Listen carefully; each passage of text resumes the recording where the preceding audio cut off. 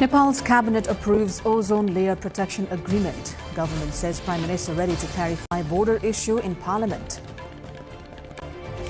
House of Representatives remains deadlocked over Prime Minister's border remarks. National Assembly also adjourned amid continued protests. RSP Chief Ravi Lamichhane busy in political engagements in New Delhi meets top Indian leaders. World marks heat action day today. El Nino threat adds to climate concerns. Russia launches massive missile drone barrage across Ukraine. At least 13 killed as Kyiv, Dnipro and Kharkiv face heavy strikes. And Nepal qualifies for Asian Games men's cricket tournament. Final group match against Malaysia set for Thursday.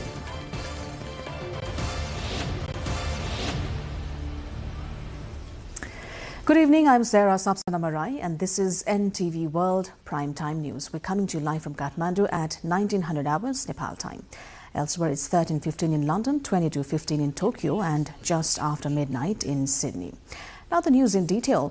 Nepal's cabinet has extended by 45 days the tenure of a committee formed to study the findings of a commission that investigated the incidents during Gen Z movement held on September 8 and 9. The decision was taken at a cabinet meeting on Tuesday following discussions on a proposal submitted by the Ministry of Home Affairs.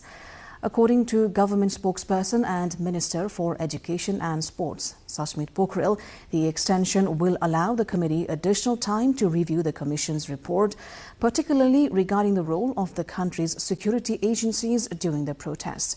The cabinet also decided to promote Armed Police Force Deputy Inspector General Anjani Kumar Pokhrel to the post of Additional Inspector General. In another decision, the government appointed Balbhadra Bastola as the chair of Land Problem Resolution Commission. Amir Prasad Neupane, Padmanidhi Soti and Dr. Rona Shrestha have been appointed as the members of the commission. United Nations Environment Program UNEP बाट ओजन तहलाई हानि पुर्याउने पदार्थको व्यवस्थापन र न्यूनीकरण सम्बन्धी Montreal प्रोटोकलको कार्यान्वयन सम्बन्धी सम्झौता स्वीकृत गर्ने। दोस्रोमा गृह मन्त्रालयको छ। सशस्त्र प्रहरी नायब निरीक्षक श्री अञ्जनी कुमार पोखरेललाई सशस्त्र प्रहरी बल नेपालको सशस्त्र प्रहरी अतिरिक्त महानिरीक्षक पदमा बढुवा गर्ने। अर्को पनि गृह मन्त्रालयको छ। सम्बत 2082 साल भदौ 23 र 24 गतेको प्रदर्शनको क्रममा भएको घटनाको जाँचबुझ गर्न गठित आयोगले पेश गरेको प्रतिवेदनमा उल्लेखित सुरक्षा संयन्त्रको हकमा अध्ययन गरी सिफारिस गर्न गठित अध्ययन समितिको कार्यावधि 45 दिनले थप गर्ने। अर्को भूमि सम्बन्धी छ। भूमि समस्या समाधान समितिको अध्यक्ष पदमा श्री बलभद्र बास्तोला कास्की तथा सदस्य पदमा श्री अमीर प्रसाद नेउपाने काठमाडौँ र पद्मनीति सोती लङजुङ र डाक्टर रोना श्रेष्ठ काठमाडौँलाई नियुक्ति गर्ने। Nepal's federal parliament has remained deadlocked for a second consecutive day.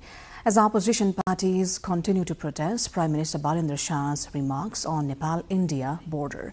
The controversy erupted after the Prime Minister told the House of Representatives during a question and answer session on Sunday, Nepal had also encroached on Indian land. Opposition parties have demanded that Shah either substantiate his claim with facts or issue an apology, arguing that the statement undermines national sovereignty and territorial integrity. The ruling coalition, meanwhile, says discussions are underway to find a political solution and prevent further disruption of parliamentary proceedings. Constitutional experts have warned that the Prime Minister's remarks could have long-term diplomatic and political consequences.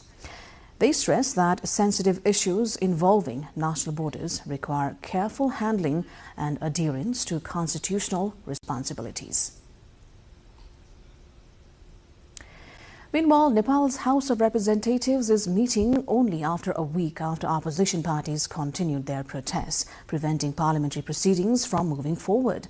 The session, which began 3 hours behind schedule, was disrupted as opposition lawmakers demanded that the Prime Minister withdraw his recent statement concerning Nepal's nationality, sovereignty and territorial integrity. Despite repeated appeals from Speaker Dol Prasad Aryal to allow the House to conduct business, including discussions on the national budget, opposition MPs refused to cooperate. As a result, the Speaker postponed the meeting until 8th of June at 11 a.m. During the brief session, Speaker Aryal read a letter from the President's office regarding the certification of a bill. Lawmakers from several parties stressed that issues related to Nepal's borders, sovereignty and territorial integrity must be addressed based on facts and without compromise. Nepal's National Assembly was also adjourned until tomorrow after lawmakers obstructed proceedings over Prime Minister Balendra Shah's recent remarks on Nepal-India border. Members of the upper house objected to the Prime Minister's statement in the lower house, arguing that parliamentary business could not continue until the issue was clarified. Despite repeated appeals from National Assembly's chairperson Naren Prasad Dahal to proceed with the agenda, lawmakers maintained their protest. Several members demanded that the Prime Minister provide evidence to support his claim regarding cross-border land use, warning that such remarks could affect national sovereignty and complicate efforts to resolve long-standing border disputes with India. The adjournment further extends a parliamentary deadlock that has disrupted both the houses of Nepal's federal parliament since Sunday. Rashtriya Swatantra Party's President Ravi Lamichhane has been busy in a series of high-level meetings in New Delhi during his official visit to India. On Tuesday, Lamichhane met Bharatiya Janata Party President Nitin Nabin at the BJP headquarters. The meeting focused on strengthening political understanding and cooperation between Nepal and India, while exploring ways to deepen engagement between political stakeholders of the two neighbouring countries. Lamichhane reached the Indian capital on Monday at the invitation of BJP. The Indian ruling party welcomed the Nepali delegation and expressed its commitment to constructive dialogue and stronger bilateral ties. Later, Lamichhane also held separate meetings with India's External Affairs Minister S. Jayashankar and Home Minister Amit Shah. Discussions covered Nepal-India relations, regional cooperation and issues of mutual interest. Lamichhane's trip comes at a time when Nepal-India relations have drawn increased political attention following a recent parliamentary debate on border-related issues. We're going for a short break here. More news coming up. Do stay with us.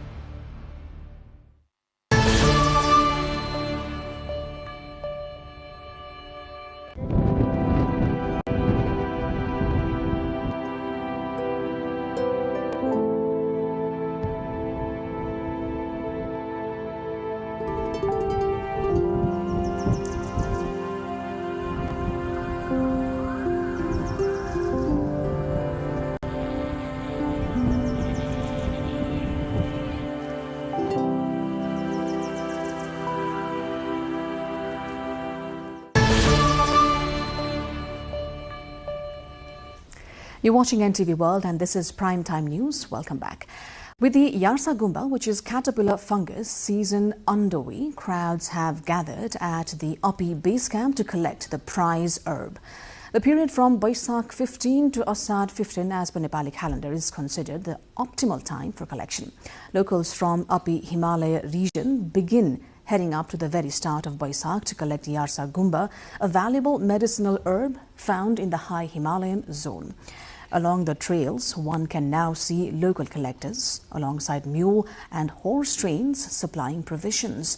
Trekkers visiting Api base camp also turn up in large numbers during this season.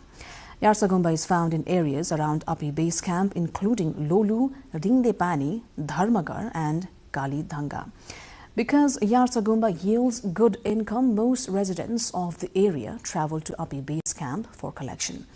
As all students also participate, schools in the area close during the Yarsa Gumba season.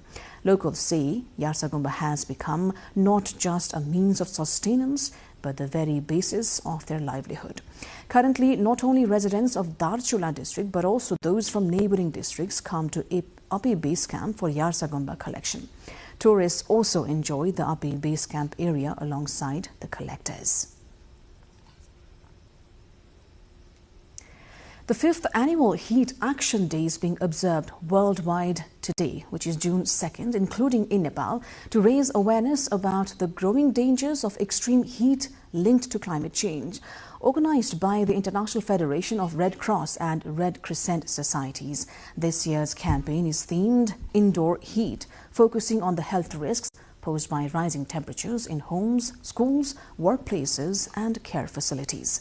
Climate experts warn global temperatures continue to exceed 1.5 degrees Celsius warming threshold, increasing the frequency and intensity of heat waves.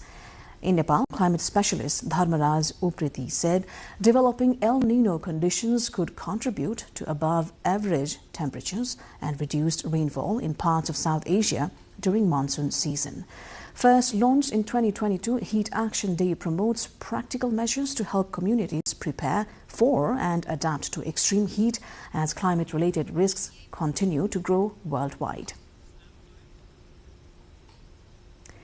The United Nations has warned that a new El Nino phase was likely to begin within weeks, raising global concerns over extreme weather. The World Meteorological Organization says the phenomenon was expected to strengthen through 2026 and could become one of the strongest on record.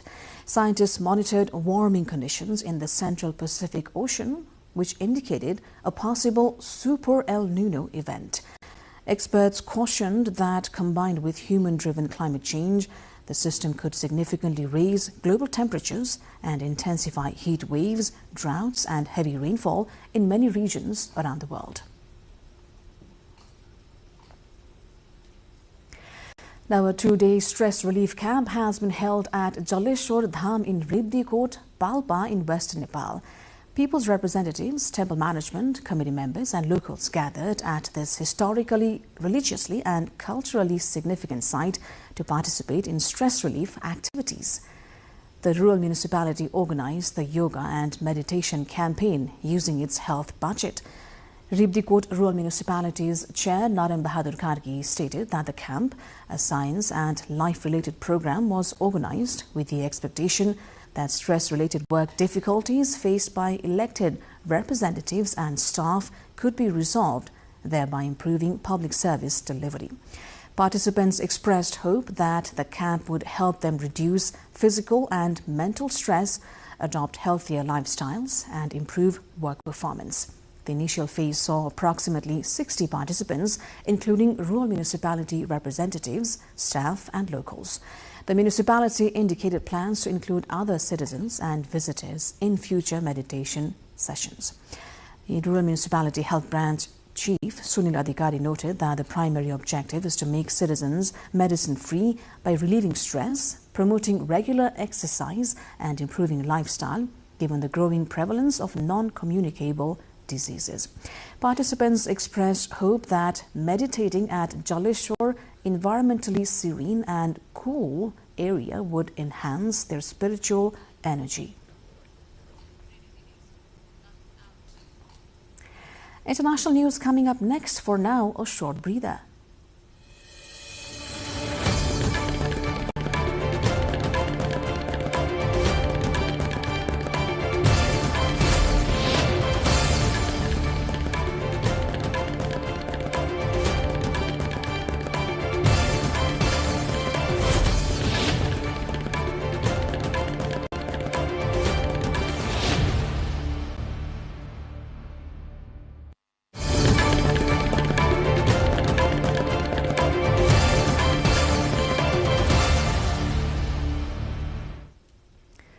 Russia launched a massive overnight barrage of missiles and drones across Ukraine, killing at least 13 people and injuring dozens more.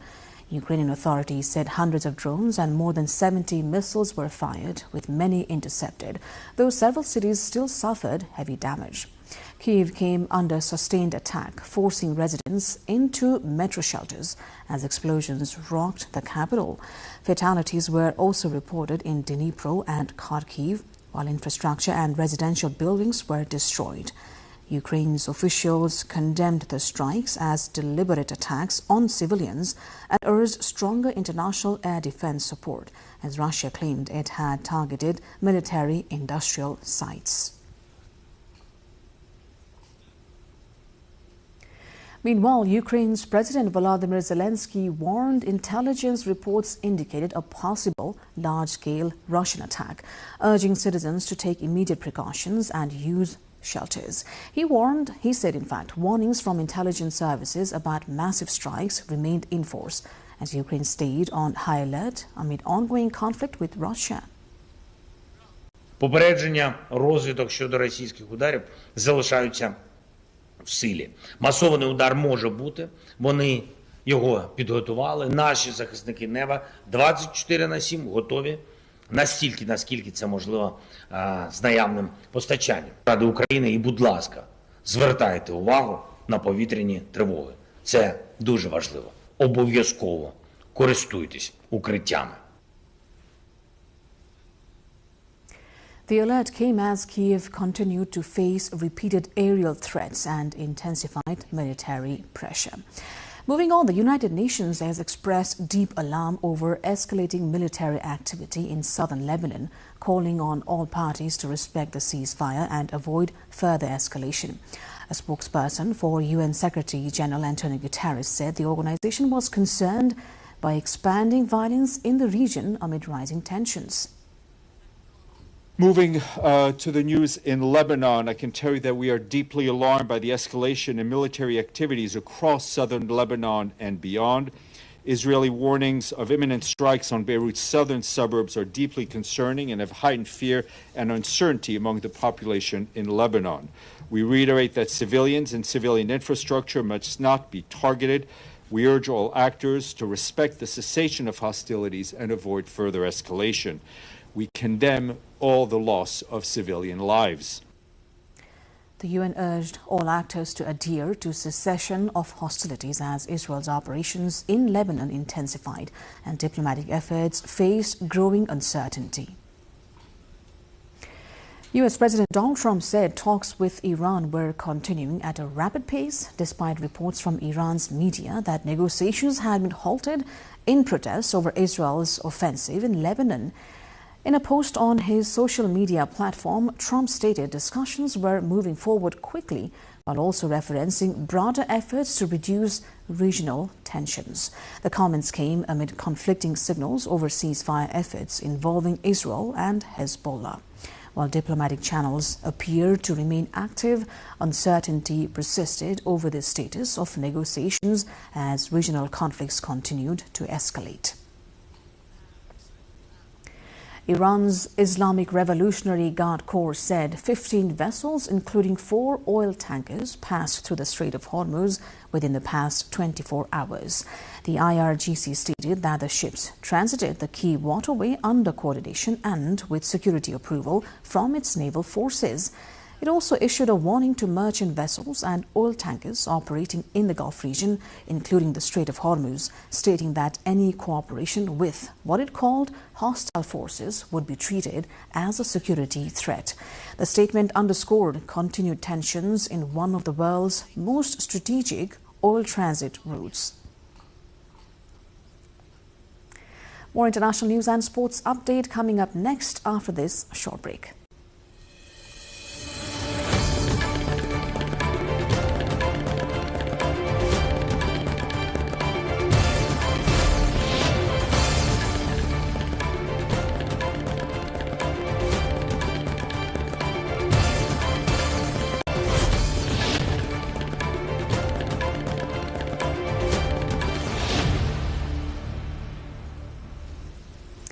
Around 20 people were injured at a luxury shopping complex in central Tokyo after a man sprayed a substance inside the building.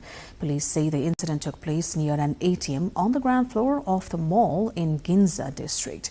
Fire officials reported victims complained of a strong smell prompting emergency response teams to evacuate the area. Roads around the shopping complex were blocked and fire crews, along with hazmat teams, rushed to the scene to assist and assess those affected. Authorities said the injuries appeared to be minor, while an investigation was launched to determine the cause of the incident. Israeli lawmakers voted in favor of a bill to dissolve parliament in its first reading, paving the way for a possible early election.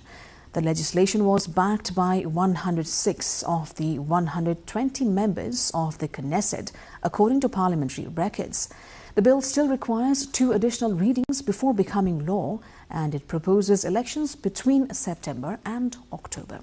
The move came amid growing political pressure within Prime Minister Benjamin Netanyahu's coalition, particularly over disputes with ultra-Orthodox parties. The decision marked a significant step toward ending the current parliamentary term early, as political divisions deepened within Israel's ruling alliance. NVIDIA unveiled a major push into the personal computer market, with its new AI-focused chip being hailed as a potential game-changer in the global tech race. Company's chief Jensen Huang said the technology aimed to reinvent the PC, drawing comparisons to the smartphone revolution. Industry experts said the move posed a serious challenge to traditional chip makers like Intel and AMD, as competition intensified in AI-powered computing. We've secured supply for very robust growth of all of those systems. For very robust growth of our CPUs, for very robust growth of our CPUs for storage and CX for storage, for CPUs plus GPUs for Vera Rubin. We have supply for very, very robust growth, but we're still supply constrained. The announcement came amid growing efforts across the tech industry to develop next-generation devices, including AI PCs, smart glasses, and other intelligence systems. And that's it for the international update for now.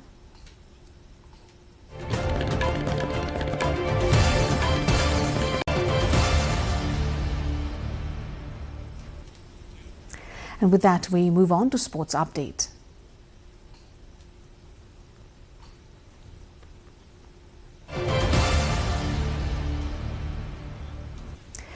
Nepal has secured qualification for the upcoming Asian Games men's cricket tournament to be held in Japan.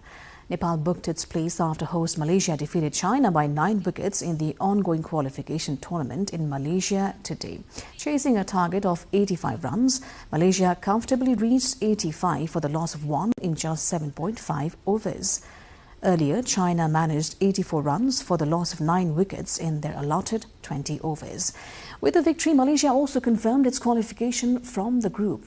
Nepal and Malaysia will now face each other in the group's final match on Thursday. Nepal began its qualifying campaign with a dominant 221-run victory over China in its opening match. According to the tournament format, the top 2 teams from the group qualify for the Asian Games. The qualification marks another significant achievement for Nepal's cricket team as it prepares to compete on the continental stage in Japan. Now, authorities in Los Angeles County announced enhanced security preparations for Iran's upcoming 2026 FIFA World Cup matches in the United States. Sheriff Robert Luna said additional staffing and contingency measures were planned around stadiums and fan zones, citing current global tensions and the possibility of protests or other security-related activity. Obviously, for all of us, we are paying a lot of attention to the whole event, but Iran does bring a different dynamic because of the current world events. And there probably, or there actually will be additional staffing for some of those game and contingency plans from all the agencies to make sure that we're prepared for anything that may occur in and around those stadium or any of the fan zones related to the games with Iran. The announcement.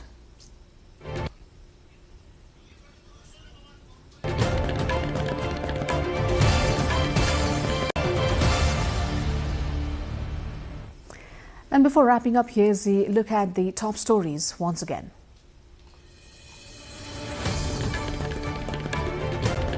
Nepal's cabinet approves ozone layer protection agreement. Government says Prime Minister ready to clarify border issue in Parliament.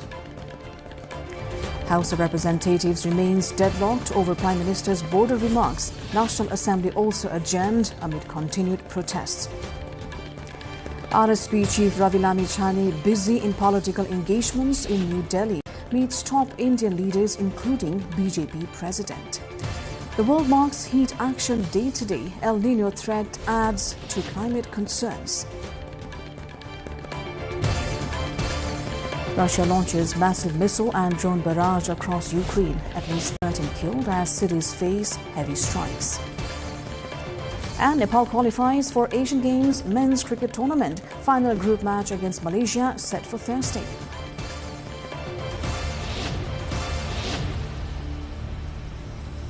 And that's it for this edition of Primetime News here on NTV World. Our next bulletin will be at 2200 hours Nepal time.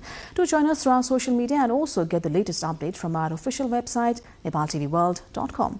I'm Sarah Sapsanamarai. Thanks for staying with us. Have a wonderful evening ahead.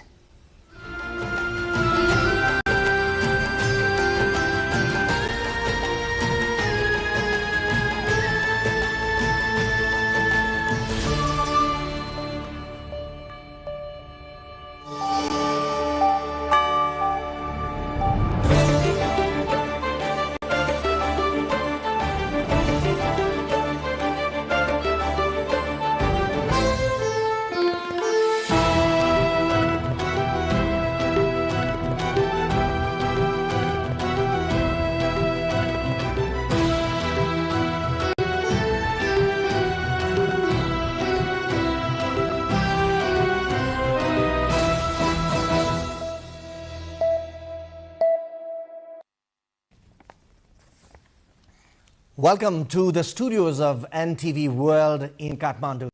Public Service Broadcasting PSB Nepal's new initiative to make Nepal more visible and audible to the global audience.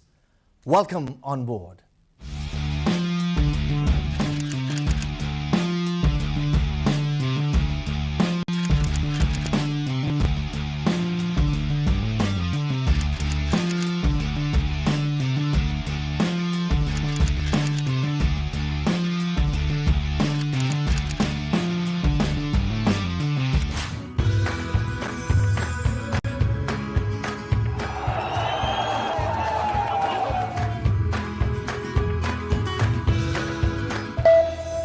This is NTV World.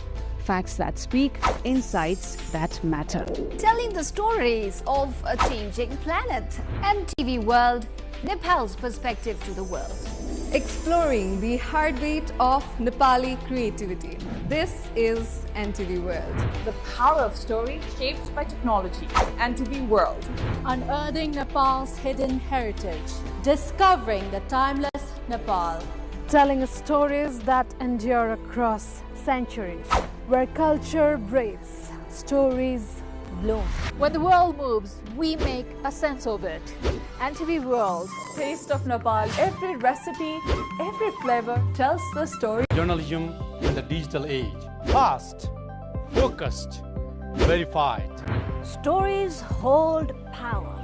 Stories reflecting life. Stories of the hinterlands. Reporting for NTV World. This is NTV World. Welcome to News Hour. This is NTV World. Welcome to Primetime News. One story at a time. Crossing borders, connecting voices, where Nepal meets the world in dialogue. This is NTV World, Nepal's perspective to the world. Voices that connect Nepal to the world, bringing perspective, region and relevance to every story. NTV World, Nepal's perspective to the world. Stand by. Mic is on. 3, 2, 1, cue. We are NTV World.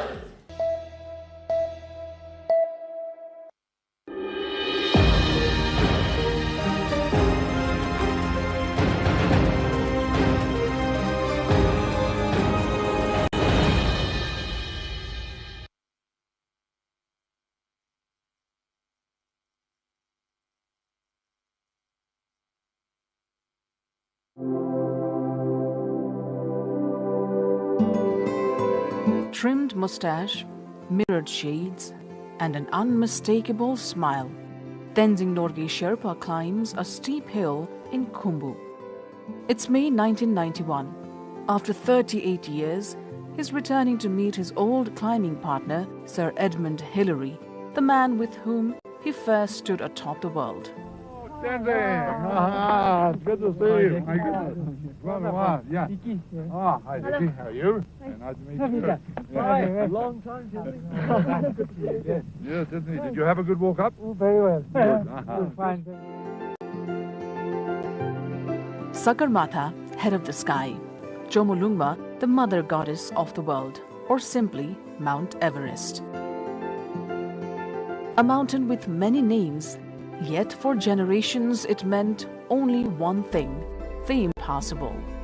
Since the 1920s, climbers from around the world had tried to conquer it. Many never returned. Avalanches, storms, frostbite, the mountain refused them all. Then on 29 May 1953, Edmund Hillary of New Zealand and Tenzing Norgay Sherpa of Nepal stood together on top of the world. The world woke up to the headline, "Everest is conquered." This is the BBC Home Service. Here is the news. Mount Everest has been conquered by members of the British expedition.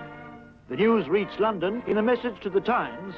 It said that Mr. E.P. Hillary, a New Zealander, and Tenzing Bhutia, a Sherpa, had reached the summit last Friday, May 29th.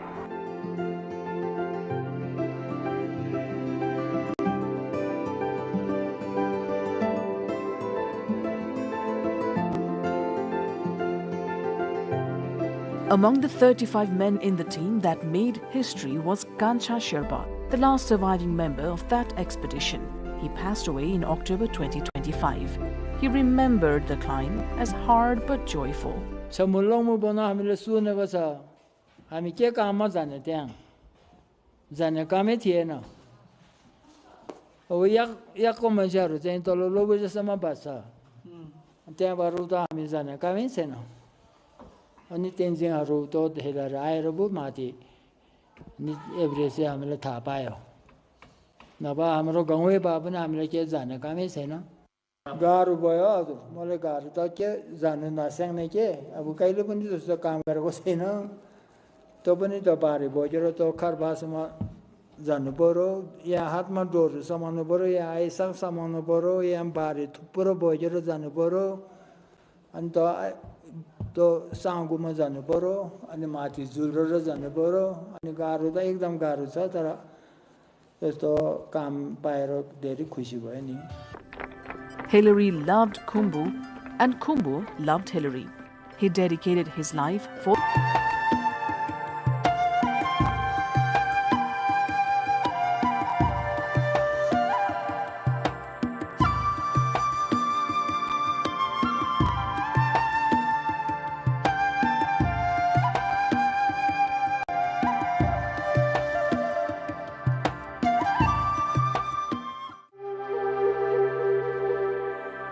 In the decades that followed, Everest became a symbol of determination, not just for men, but for everyone who dared to dream. In 1993, Pasang Lamu Sherpa became the first Nepali woman to stand on the summit. Her journey was marked by courage and struggle. पैसा हुनु पर्यो यसमा आफूले लगानी गरेर खर्च गर्नु पर्यो रोयल्टी तिर्नु पर्यो अब आफूले सँगै लाने गुरुबहरुलाई चाहिँ खानाहरु हुनु पर्यो लुगाहरु एकदम महँगो पैसाहरु हुनु पर्यो त्यसकारणले चाहिँ यो पैसाकोले नि पैसाकै समस्याले गर्दाखेरि पनि अगाडि बढ्न नसकेको हो तर यहाँ एउटा ट्रेनिङको महिलाहरुलाई चाहिँ यो माउन्टेन ह्याली क्षेत्रमा एउटा ट्रेनिङको व्यवस्था बन्दोबस्त पनि त्यति साह्रो राम्रो छैन. For some, the climb is a personal test. For others, it's a way to uplift an entire nation.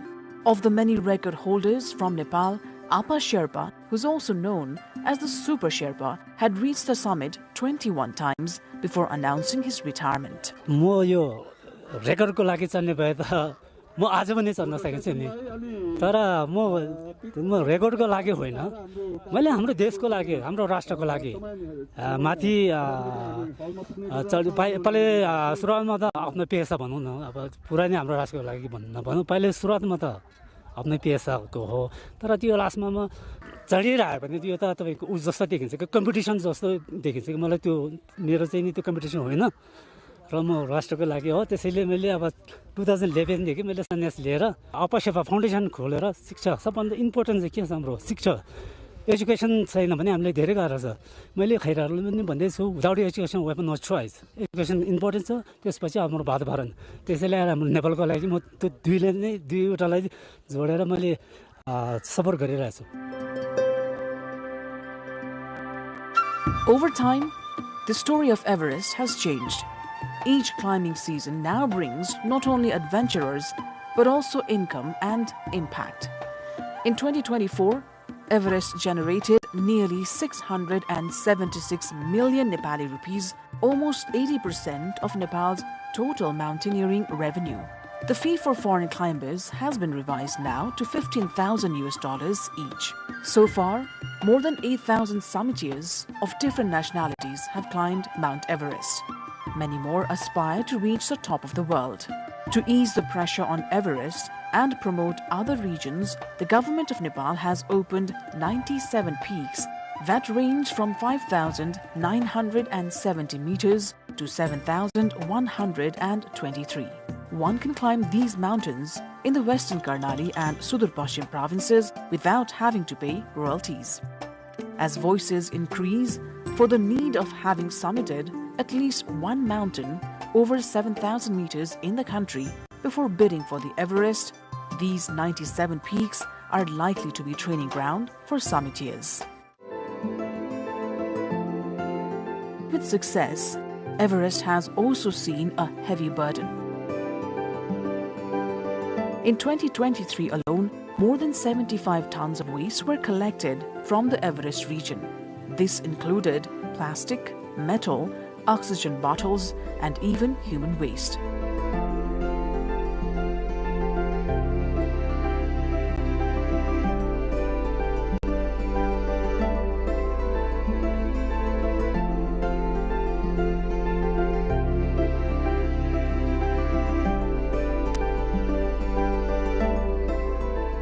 The mountain has also been plagued by fatal climbing attempts. यसपालिको भन्दाखेरि त अब लास्ट इयरको पनि मरेको लासहरू अझै पनि छन् माथि बाटोमै पनि त्यो लासहरू देखे हामीले यो 8,300-400 मिटरमा बालकुनीमा त्यो लासहरू पनि अझै भइरहेछ र फोहोरहरू पनि सजकौँ पनि टन्नै फोहोरहरू छ पहिला हामीले अब सहरमा त आरयुसँगले पनि 2011 मा सफा त गर्यो त्यत्रो फोहोर ल्याए 10 टन फोहोर पनि धेरै नै ल्याएको त्यतिखेर त्यति ल्याउँदा पनि अझै फोहोरहरू चाहिँ एकदमै छ भनौँ न टाइममा अब राज्यले चाहिँ किन त्यसलाई चाहिँ अलिकति व्यवस्था के अब कुन हिसाबले हुन्छ त्यो फोहोरलाई अलिकति तल ल्याएर अलिकति सफा गर्यो भने एभरेस्टको लागि अलिकति विदेशीहरुको लागि अलि राम्रो होला कि भन्ने चाहिँ हामीलाई लागेको छ. Sagarmatha has taught the world to dream higher, but now she asks us to care deeper. The greatest climb perhaps isn't upward, but inward.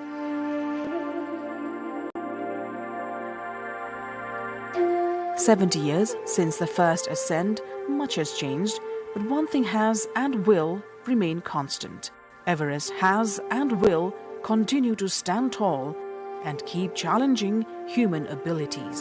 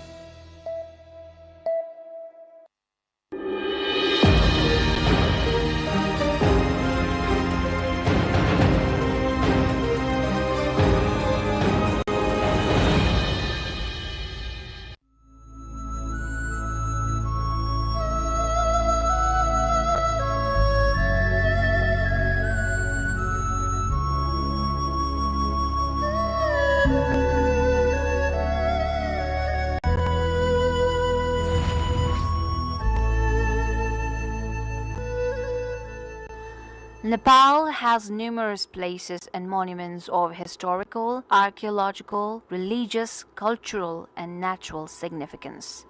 Among them, one is Bodhanath Stupa that lies in the northeast of Kathmandu. This world-famous stupa is the property of ancient arts and culture. It is also the property of Buddhist civilization. This region, spread in about 7,630 square meter area, is about 7 kilometers far from Kathmandu Darbar Square. It is about 100 feet in radius and has a height of about 141.8 feet. Its date of construction is not yet exactly ascertained. However,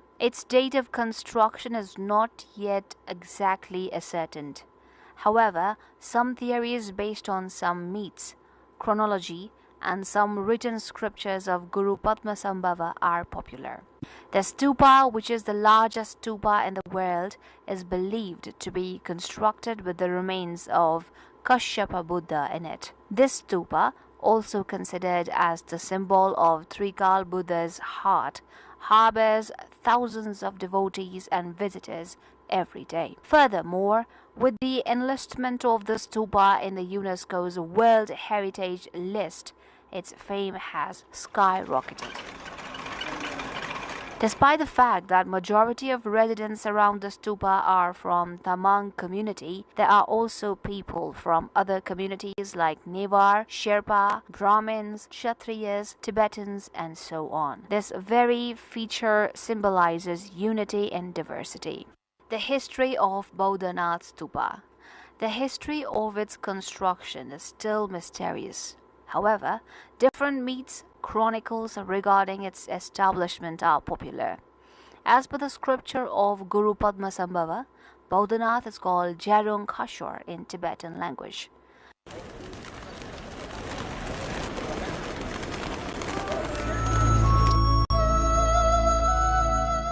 According to a myth, an angel named Purnima Gangchungma was born in earth as a punishment for stealing flour in heaven. She was born in a place in Nepal as Jajima, a daughter of poultry farmer. Later, when she grew up, she got married to a horse trader. After the birth of a son, the horse trader died. She then got married to a pig trader. After the birth of a son, the pig trader too died. Then after, she married a dog trader. He too died after the birth of a son. Finally, she got married to a poultry farmer. He too died after the birth of a son. The mother of 4 sons then got involved in poultry farm and amassed a bigger fortune. After her sons got married, she still had a bigger chunk of wealth and she decided to devote herself in religious rites. Then a thought of establishing a stupa was emerged in her mind. She then pleaded the king to allot some land to make this stupa. The king responded to her demand positively. However, a widow willing to perform a larger kind of pious work was intolerable to the wealthy people of that community. They then went to the king pleading him to stop the project. Since the king had already promised her, he denied going as per their request. Due to this reason, the word Kashwar was added to the name, which means slipped promise. And finally, it became Jarung Kashwar. In Tibetan language, Ja means year of the bird. The construction was said to be initiated and ended in the same year of bird after 12 years. So it is believed to be called Jarung Kashwar. Jajima died 4 years after the start of the project. Then her 4 sons continued the project. Due to their pious work, those 4 sons are reincarnated as Holy King Trisong Duchen, great Buddhist preacher Shanta Rakshit, Guru Padmasambhava, and religious minister Bami Thiser in Tibet, and had worked for the establishment of Buddhism according to a myth. According to a belief, Bodhanath Stupa was constructed in around 5th century. It is said that the stupa was discovered in the era of Lichavi king Shivadev. Some Buddhists believe that, like Swayambhunath, Bodhanath was also self-created. According to a chronicle written by Daniel Wright, the stupa was constructed by King Manadeva I, which was started in 464 AD and completed in 505 AD. It was later destroyed by Mughal king and later reconstructed. It is coated with thousands of grams of gold. Water is filled in the stupa's pond in every 12 years. And in every 12 years, there's a carnival to observe the Bodhanath pond. During the carnival, thousands of Buddhist devotees, either local or foreign, visit the spot to see the pond and take the water out from the pond. It is believed that whosoever sees the pond and drink water from it will have his or her illness remedied, and healthy people will gain immunity to fight against the diseases. A Chinese lama is appointed by the Guti Sansthan that belongs to the government of Nepal, whereas the Ministry of Culture and Tourism has established Bodhanath Area Development Committee that looks after Bodhanath and performs all the necessary renovations of the stupa.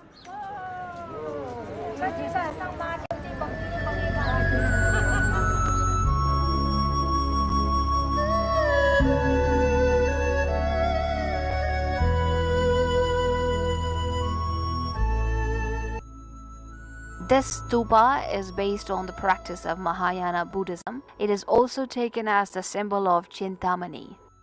As per the Buddhist model of construction, bricks, mud, stones, wood, copper and gold were used to construct the stupa. It has 5 layers of construction, which are considered as the 5 elements of nature that are needed for the creation. The upper portion of the stupa from the ground level is considered as the earth. The core above it is considered water. 13 Bhuvan symbolizes fire. Chatravali symbolizes air, and the topmost dome indicates the sky. There's a ring road that encircles the stupa.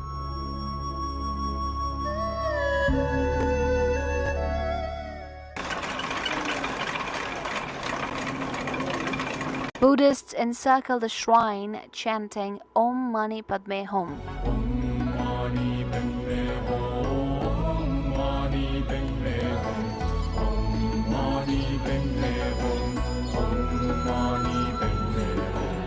It is believed that chanting the mantra will free oneself from all miseries and will finally achieve salvations from the heaven, hell, earth, and other places. There are 6 such places in total according to Buddhism. Different statues of Bodhisattva are placed in different parts of the stupa. Mantras are written in each statue. There are 108 different parts in the stupa, and a statue of different gods and goddesses rests in each part. There are 108 total statues placed on those parts. Its dome is considered as the symbol of the universe. The 2 eyes in each direction is called Harmika.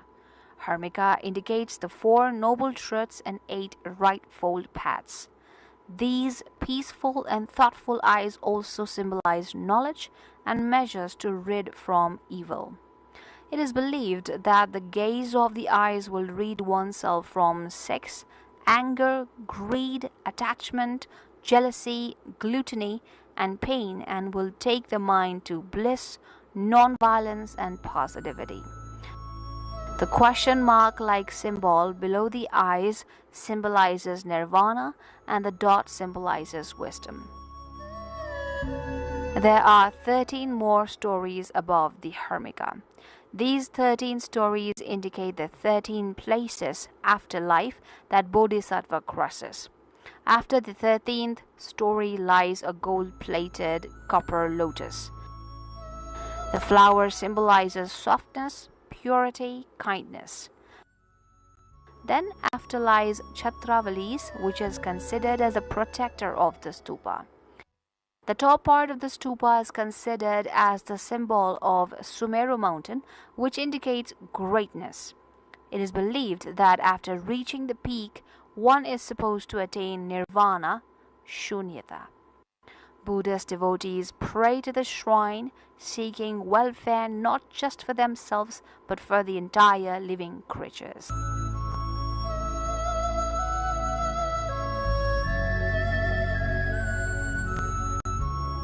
Nepal signed the World Heritage Conservation Treaty to renovate of different cultural and religious heritages with the aid of UNESCO in 1978. By 1979, 7 places inside the Kathmandu Valley were listed in the World Heritage List. One of those 7 heritages is Bodhanath. Different festivals and jatras are celebrated in Bodhanath every year. Among them, one is Mamla Jatra. It is also called Azim Jatra. There is no authentic documentation regarding the origin of this jatra, yet oral tradition says it had begun in the 8th century after Guru Rinpoche Azim was established as the protector of this area.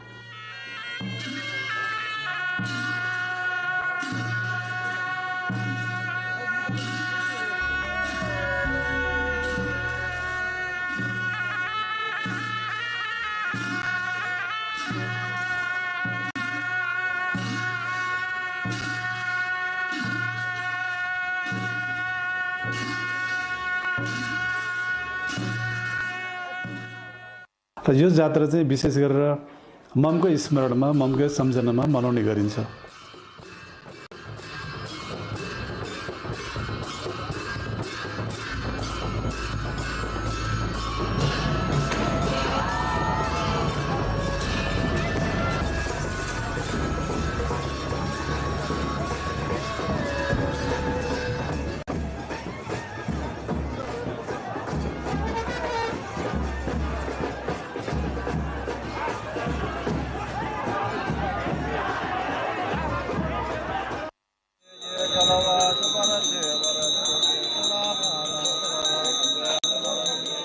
Likewise, a day before Chaitra Purnima, Temal Jatra is observed. This Jatra is celebrated especially by Tamang community. During this Jatra, Tamangs from Kathmandu and neighboring districts visit the place and ignite lights in the loving memory of their deceased relatives. There's a tradition of giving alms and donations after the completion of puja. They also sing Tamang Selo and dance with the song.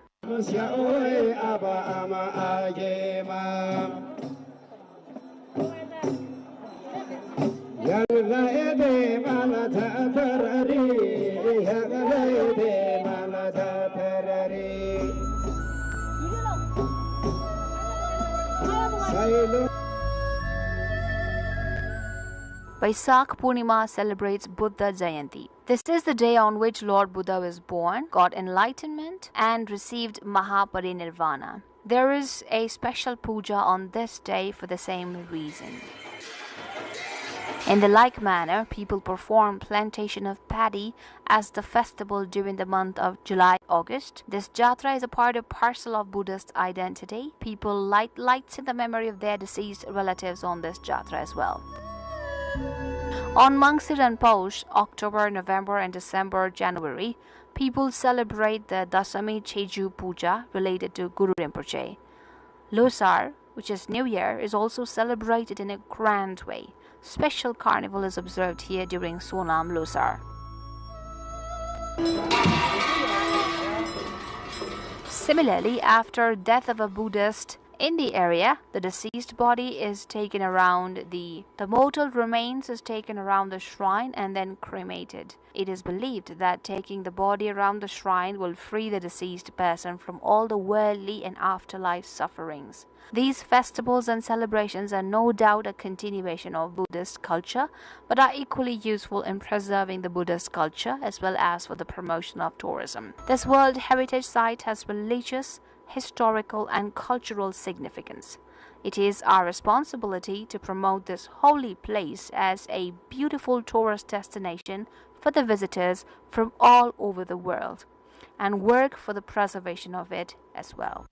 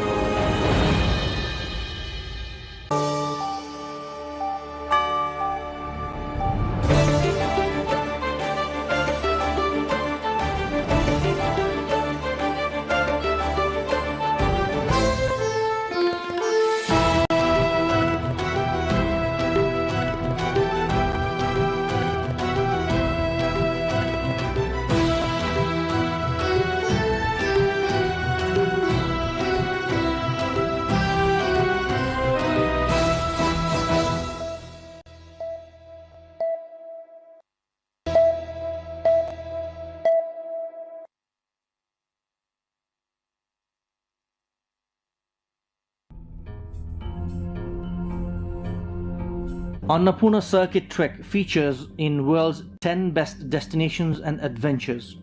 The trekking circuit is the choice of many trekkers as it offers both adventure along with mesmerizing view of mountain ranges. Arguably the best trekking circuit in the world, travelers get up close with dozens of mountains including the Annapurna, Dhaulagiri, Nilgiri.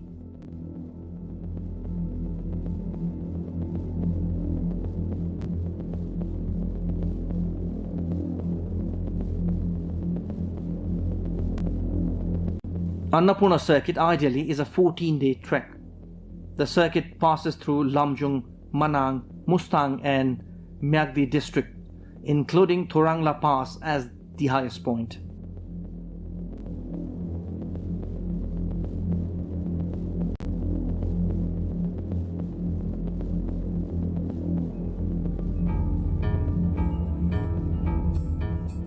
Places including Thampus, Ghandruk and Poon Hill are part of this trekking circuit.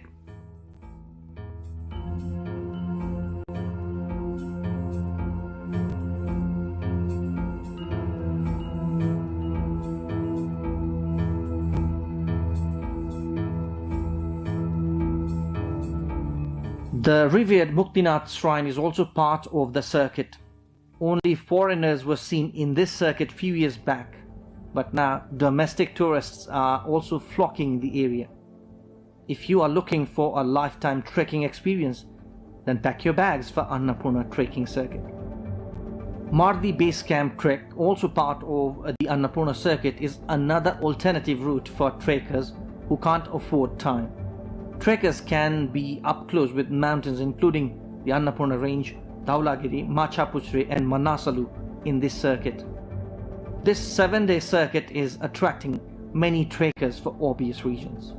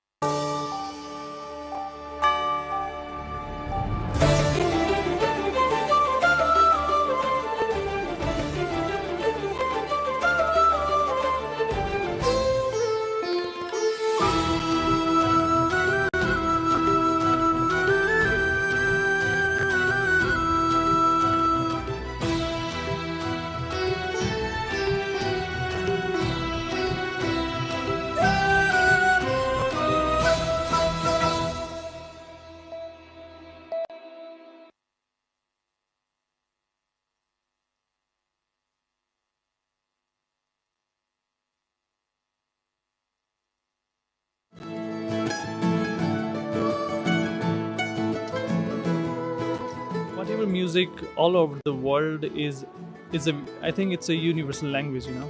And basically when it comes to musicians like us, we really get connected when somebody or from some part of music from different part of the world can go well together and we can do so many different things, you know, because we come from different culture, we come from different perspectives in life, you know.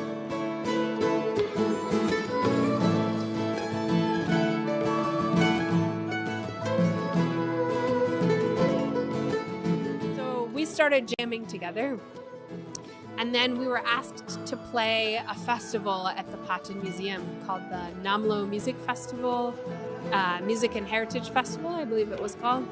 And so we were asked to do that, and I said, okay, I'll put together a band with Prince. And then he called his old buddies from when he grew up jamming with them. I would play a bluegrass tune, and then they would say, oh, that sort of goes like this Nepali tune. And we would just go from one to the other, and then I would show them my songs, and we would do that. So that was 3 years ago now.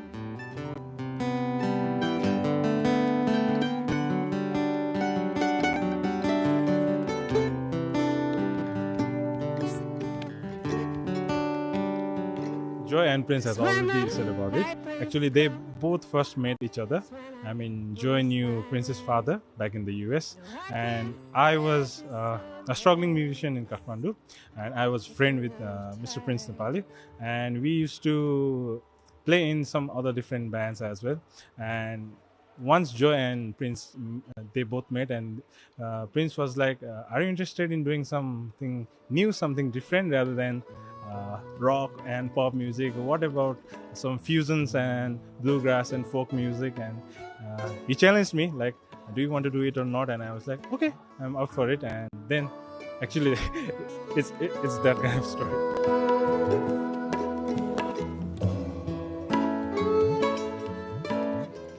Actually, I'm planning like I haven't done any like production or anything like this with this instrument, so I'm actually planning for like trying to fuse a different instrument and get some production of different like percussion instrument and our traditional composition. Not just timbre, there are also different instruments like key, ta, and different folk instrument as well. So I think.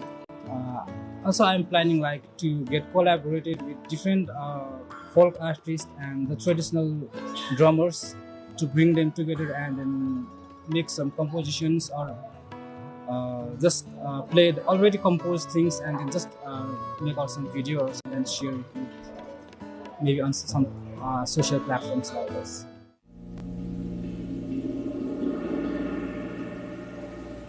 The music that we are doing right now is like a crossover between American bluegrass music and Nepali folk music. And actually, first of all, we came up with an idea of just playing with each other, just jamming together. And we found out that, okay, so this could work very nicely together. So I'm using like a traditional instrument, sarangi, and we're combining this with the mandolin that comes from the US and the bluegrass music. And I think my idea is basically to present it like my folk culture and my traditional songs, and also like go together with the American music. I've been very fortunate and blessed to be born in such like musical family. So being a fourth generation, I think I never felt the pressure. First of all, because I enjoyed what I was doing, and then more than that, I think it's basically the kind of fun that I have with music, and I think there's some different intimacy between me and music, So I really enjoyed what I was doing, and I really had great fun. So I've been working on different projects and trying to inspire the youth at the moment in my life. So I have this project called Sarangi Ghar, where I basically have like classes. We also have the store. We do produce sarangi, and I think it's also encourages me to explore with the instrument itself, and the culture itself, because it's so beautiful. And like Nepal being so rich in culture and tradition, I want to like collaborate with different artists, folk artists in Nepal, and all from the world actually, and create different kind of new music with different caste and ethnic groups here in Nepal. They also have their own traditional instruments, folk instruments, And I think you must like find a way to have fun with it actually, and then I think more than anything else, actually, the youths can just enjoy what they have been like with the music itself, and I really actually want them to explore Nepali music more. Youth can basically have like an opportunity where they can just go explore, find an instrument. We have tungna, we have sarangi, we have many other instruments. Like if you go in the western part of Nepal, you have like far western part, you have hudke baza, and there's lots of binayo and everything. And I find panche baza is interesting as well. So everybody can explore like whatever interest they have. They don't have to take it very professionally. They can just enjoy with it actually. Himalayan Highway is like it's a music that's crossed between the Nepali folk and American bluegrass music. So today we'll be presenting mostly the fusion of like the instrumental thing, and we will be singing a few of our original songs. So yeah, I hope you'll enjoy.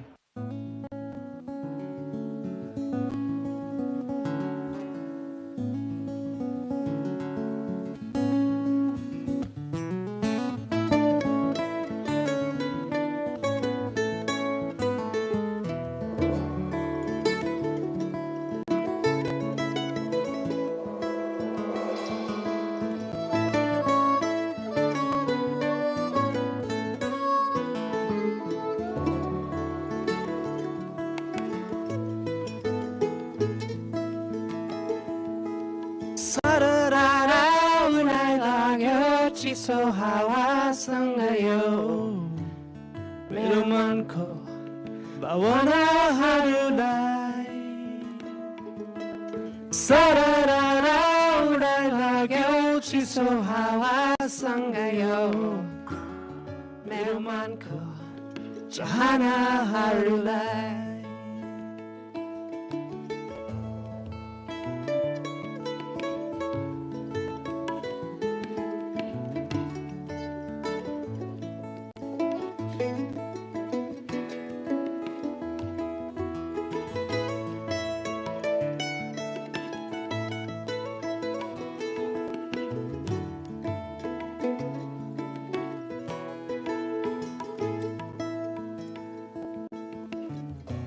पानी परेको बादलहरू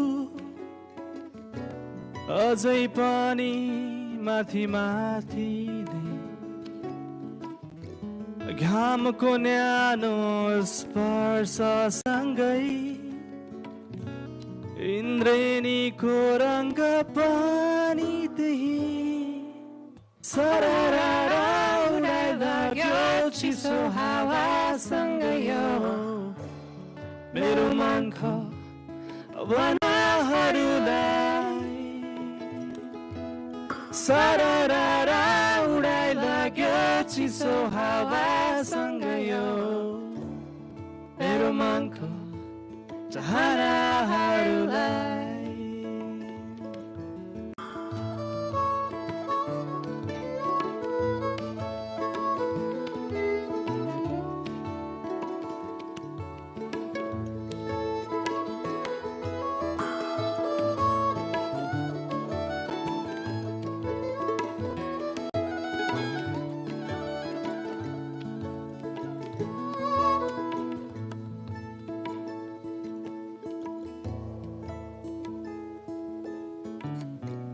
मन मेरो खुला आकाशै भरिएको छ जुन र ताराले आफ्नो खुसी यहाँ आफै खुसी उडी जान्छु हावा बनी सरररा उडाइ लाग्यो चिसो हावासँग यो मेरो मनको भावनाहरूलाई सरररा उडाइ लाग्यो चिसो हावासँग यो मेरो मनको चाहनाहरूलाई मेरो मनको चाहनाहरूलाई मेरो मनको चाहनाहरूलाई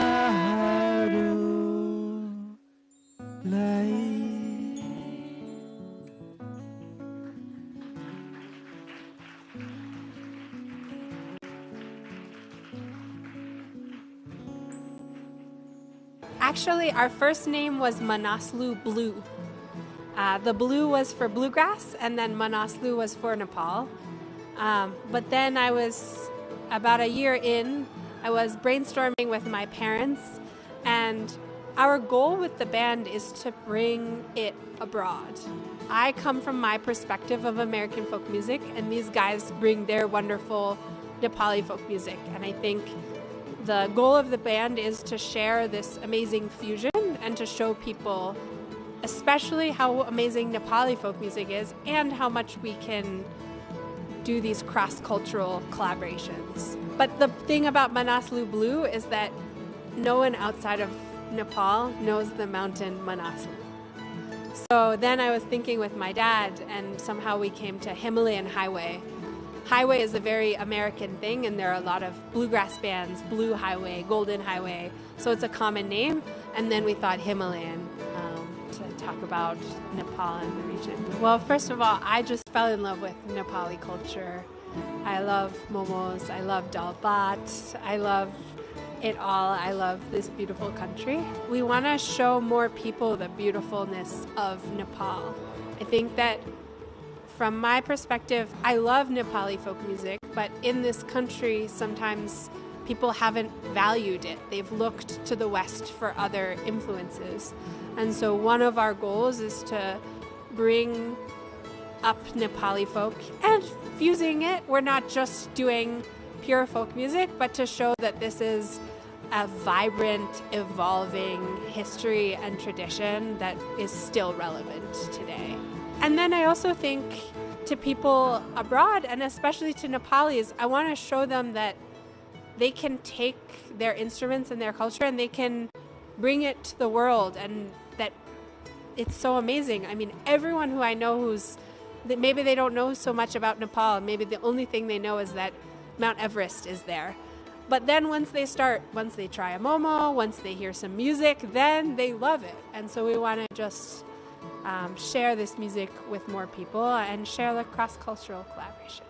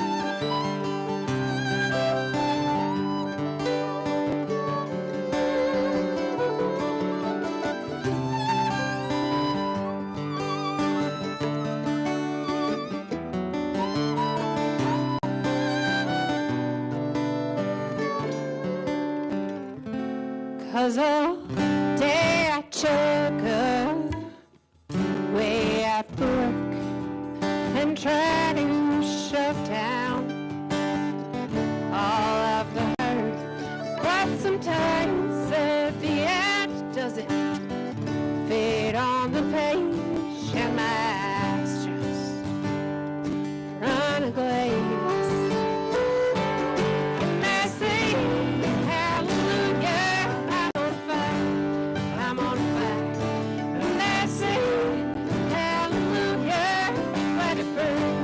Let it burn and I sing hallelujah, 'cause I can finally feel something instead of just nothing at all.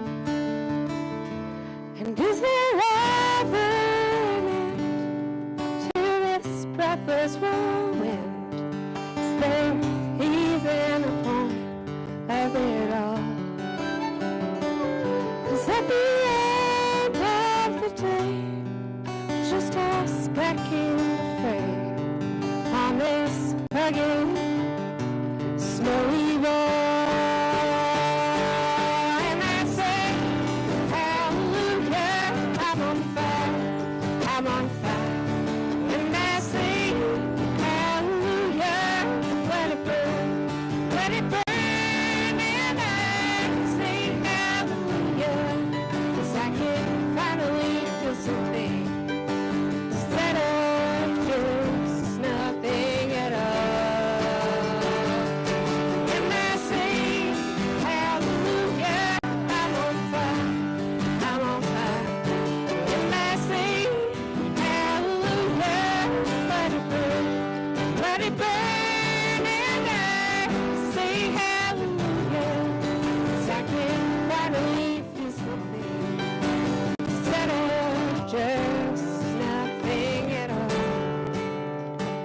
There's a guy on the stage, and he's playing the guitar the wrong way around. And I also have to tell you that that's not his main instrument, in fact. His main instrument is the piano, but he also slays at the guitar. That's Mr. Enes Tamang. Nowadays, I think many young generations, upcoming generations, like they are more over into like different.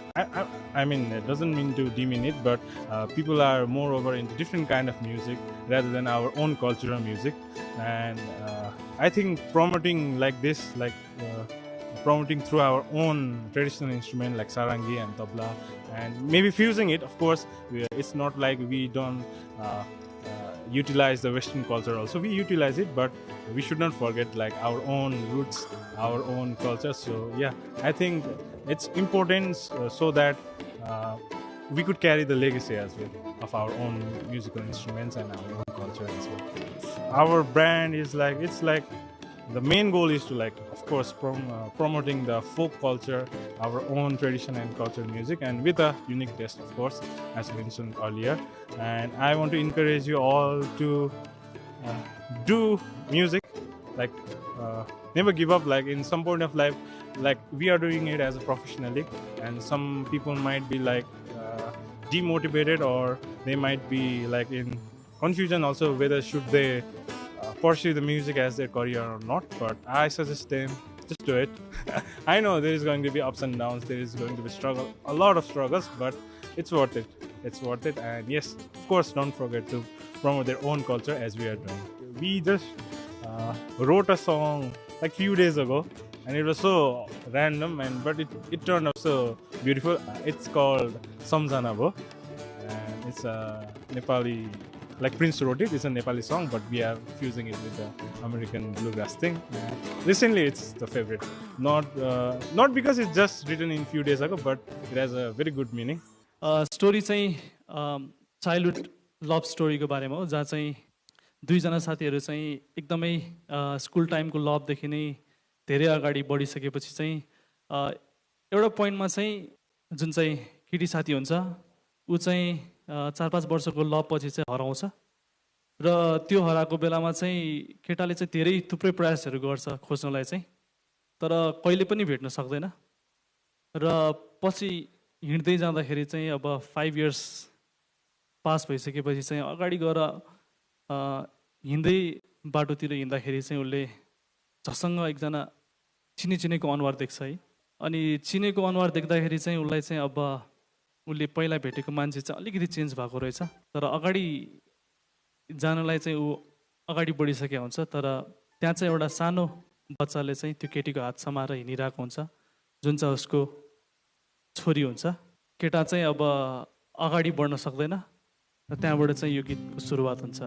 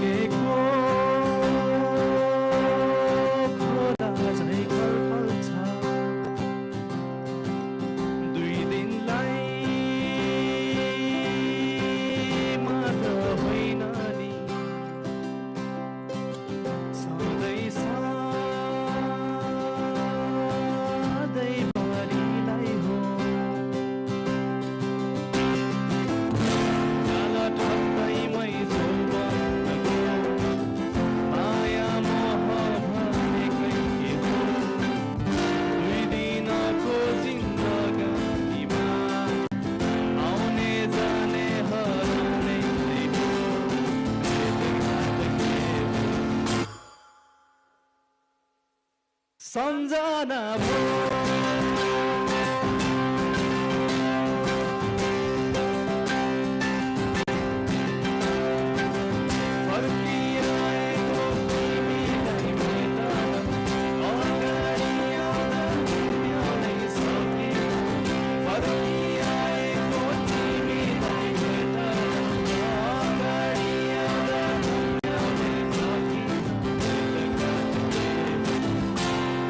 सम्झना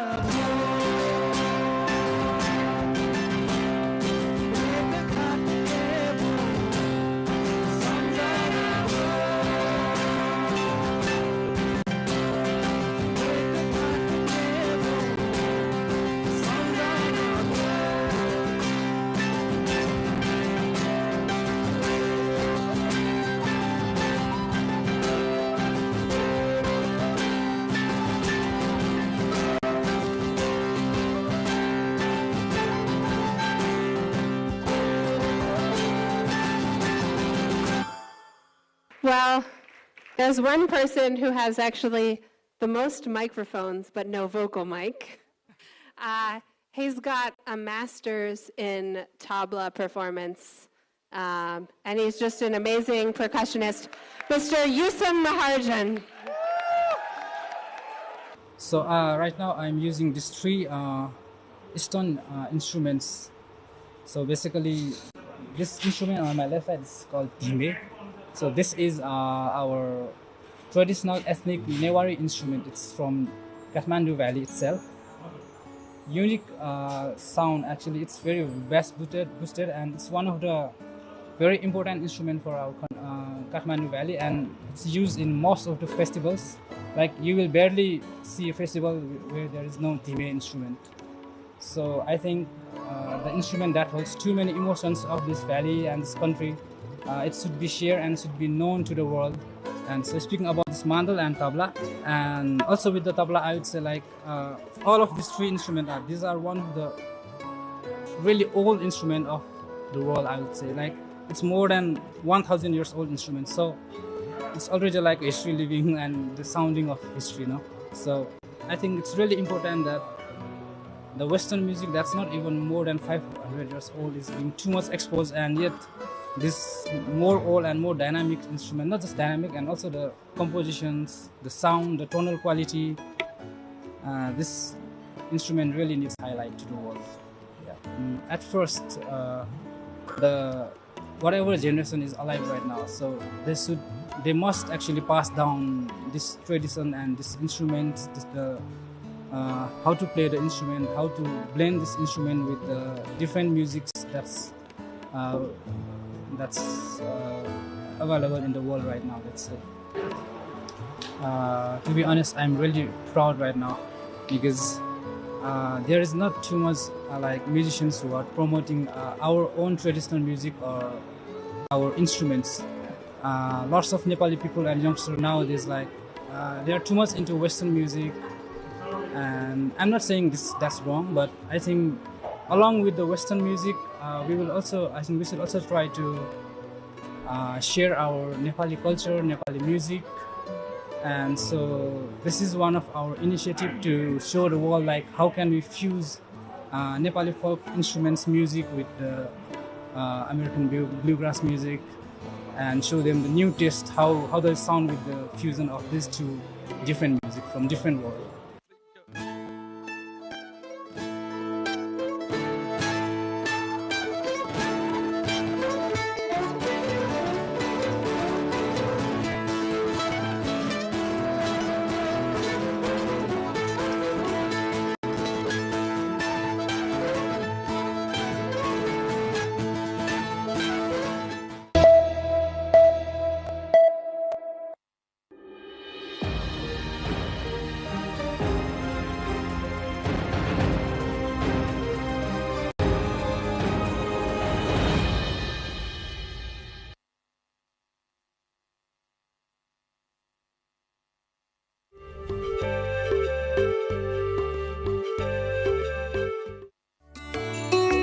Human beings have made drastic progress in the sector of handicrafts with the development of civilization.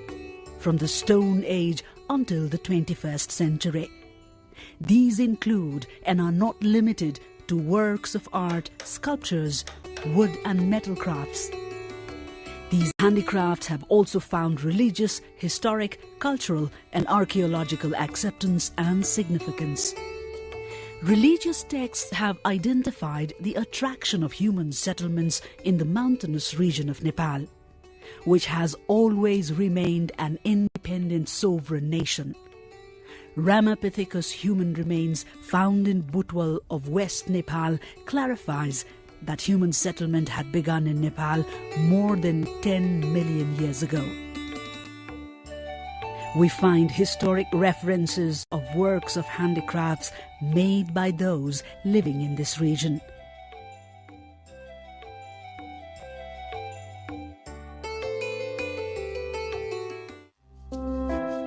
Such Nepali handicrafts are artistic and useful, therefore also successful in gaining international appreciation.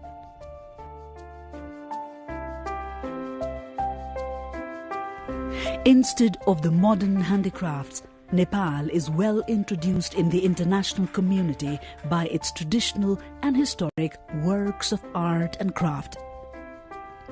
Millions of tourists who visit Nepal every year observe, study and relish the traditional handicrafts available at religious shrines. The high-quality woods brought from local forests are seasoned before being carved.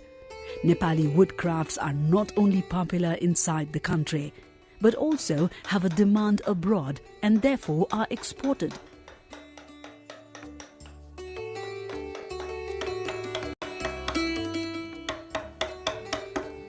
In addition to sculptures of gods and goddesses, artistic doors and windows, among other furniture, are made from wood in Nepal.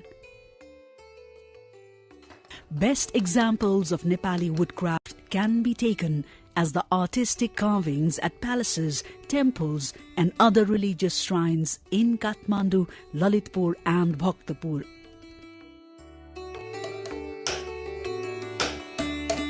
The 6th century woodcraft present at Rudravarna Mahavihar in Okubahal of Lalitpur is considered the oldest. Nepali woodcraft continues to thrive with the creativity, dedication and effort of trained artists. Artist Punyaraj Tuladhar, popular around the world, shares his experience. Lalitpur is popular around the world for its metal craft in Nepal. Works of metal craft produced here had a great demand in countries including Bhutan, Japan, China and European nations. Metal statues are developed using two methods in Nepal: repose art and lost wax process, both widely popular around the world. Repose art is a metalworking technique in which a malleable metal, silver, copper and brass among others, is shaped by hammering from the reverse side to create a design in low relief. Small sheets of metal are cut based on required measurement to form different organs of statues before being welded together. Designs and patterns are then carved into the structure. Gold is plated in some works such as metalcraft as well. Such metal sheets are also used in the roof of temples and other religious shrines.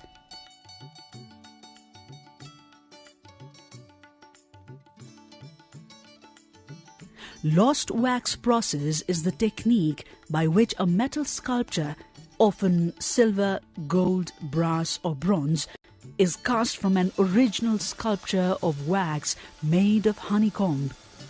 Molten metal is poured into a mold that has been created by means of a wax model. Once the mold is made, the wax model is melted and drained away. In the second phase, the metal sculpture is cleaned with different machines or equipment. After filling of the sculpture, it is then plated with gold or painted with colors based on the requirements. Most of such sculptures are found in Buddhist and Hindu religious shrines. Globally recognized senior artist Krodh Kala Shiromani Kalu Kumale shares his experience. Existing sculptures present in Nepal and at museums abroad prove that the works of sculptures have a long history in the country. Sculptures made using the lost wax process have a huge demand in China and other countries and continue to be exported. Okubahal, Nagbahal, Haugal and Tangal, among other places, are the pioneers in metal craft. Likewise, metal crafts of Tansen in Palpa, Chainpur and Bhojpur are also popular around the world.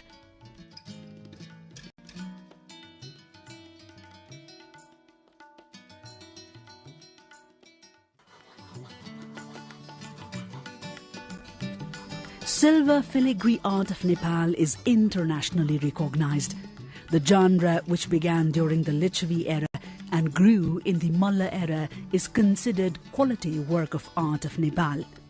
Attractive shapes are made from metals including silver, and precious stones are then used to create artistic objects. It is believed that works of filigree art were the first ones to be purchased by tourists. Artists speak of a huge demand of quality Nepali filigree art in the international market. Senior artist Dilliraj Shakya shares his experience. Stone art is taken as a significant category of handicrafts. Equipment including hammers is used in development of beautiful sculptures. This form of art had begun with the development of different kinds of weapons. They are strong and durable and therefore remain intact. Most of the sculptures of gods and goddesses are made from stones. Likewise, sculptures of animals, stone taps, temples, religious symbols and goods used in daily lives are also made from stone.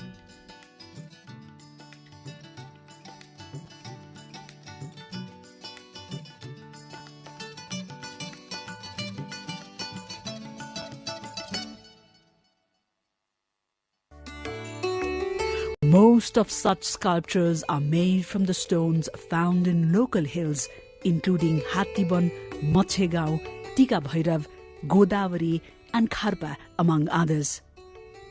Senior artist Dharmaraj Shakya says that Nepal's stone art has a unique identity. Of the stone sculptures found so far, a sculpture of King Jaya Varma found in Harigao and currently conserved at National Museum in Chhaoni is considered to be the oldest historic sculpture.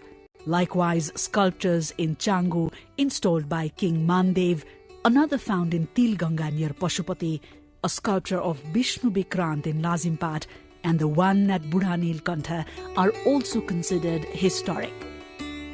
Sculpture of Virupaksha Kirateshwar Mahadev at Pashupati Aryaghat, Vishwaroop at Changu, Garud Sayan Vishnu sculpture, Palanchuk Bhagwati, Gazalakshmi of Lalitpur, Chashal Hiti and Krishna Mandir of Patan, among others, are considered the best stone sculptures of Nepal. Terracotta sculptures and masks, among other artworks, are made from clay. Terracotta works are thought to have been in existence in Nepal from a long time. According to historians and archaeologists, terracotta works found during a recent excavation administered by the Department of Archaeology were from the 2nd century BC. In recent practices, terracotta works are made before the development of metal sculptures. Different goods used in daily life are made from terracotta works. In addition to the sculptures of religious figures, products such as cups and plates, among other utensils, are also made from terracotta technique, while they are sold in domestic and foreign markets as well. Artists who have been working with terracotta for ages live in Thimi of Bhaktapur, Dang and Kapilvastu.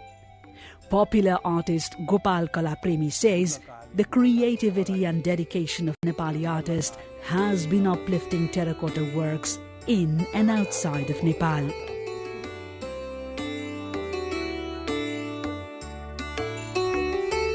Pauba art is made in the Kathmandu Valley and is considered as a traditional art form. This form of art is known as Thanga in Tibet. In Tibetan language, documentation and archives of gods and goddesses is called Thanku or Thanga. In this form of art, color from natural minerals is used to paint the pictures of religious figures on cloth. The large figure of main god and goddesses is placed at the center, while remaining gods and goddesses are placed in relatively smaller figures at the other parts. The background of this form of art includes different kinds of flowers, clouds, trees, and birds and animals. An artwork of Ratnasambhav Buddha conserved at the County Museum in Los Angeles of the United States of America is considered to be the oldest Paubha art, which was developed in the 13th century. The Amitabha Buddha art of the 13th century, also at the County Museum alongside Vishnu Mandala of 1420, and the 19th century's Sahas Bhujalokeshwar saved at the National Museum in Chhaoni, are considered to be Nepal's best Paubha artworks. The demand of Paubha artworks is increasing in Nepal and the foreign market. Popular and senior artist Lok Chitrakar says continuous efforts of talented artists has helped increase the popularity of Nepali Paubha art. Nepali handicrafts have established a significant position in the international community for their traditional, religious, social, historic and archaeological richness.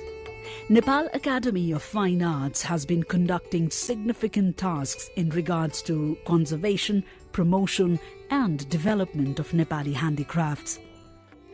Active involvement of experienced, skilled and talented artists, along with their devotion and sacrifices, have been rejuvenating Nepali handicrafts and helping establish a unique and superior identity of Nepal in the international community.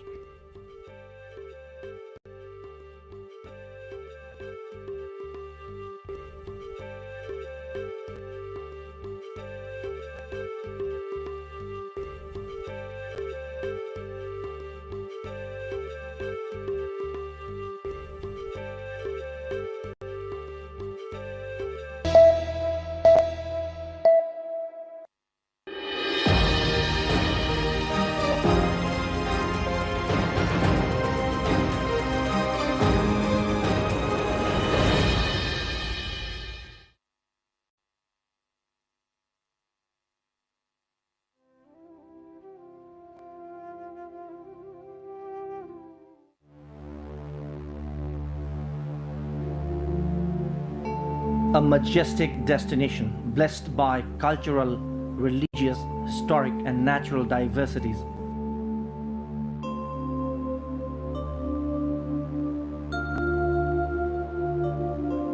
Nepal is the country of Mount Everest and the birthplace of Lord Gautama Buddha.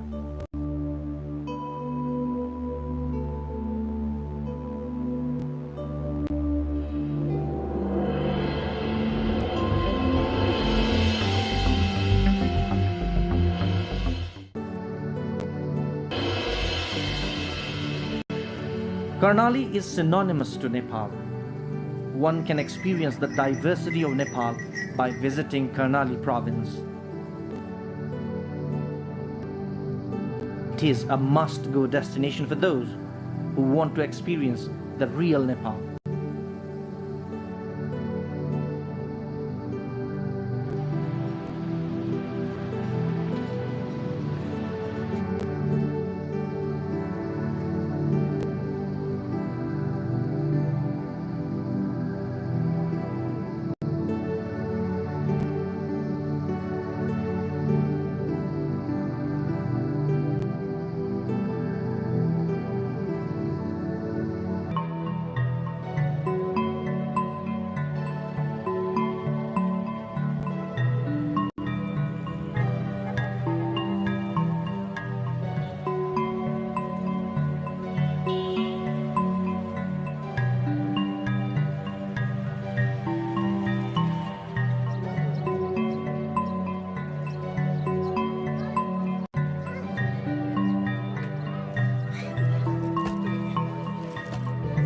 Karnali, that represents Nepal's age-old civilization, is in itself mesmerizing.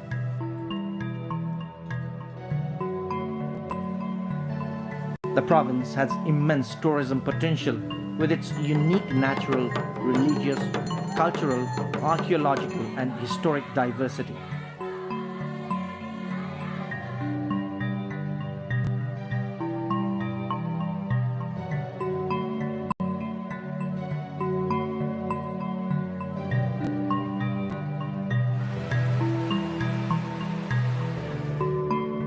The famous tourist destinations in the province have played an important role in representing Nepal at the international level.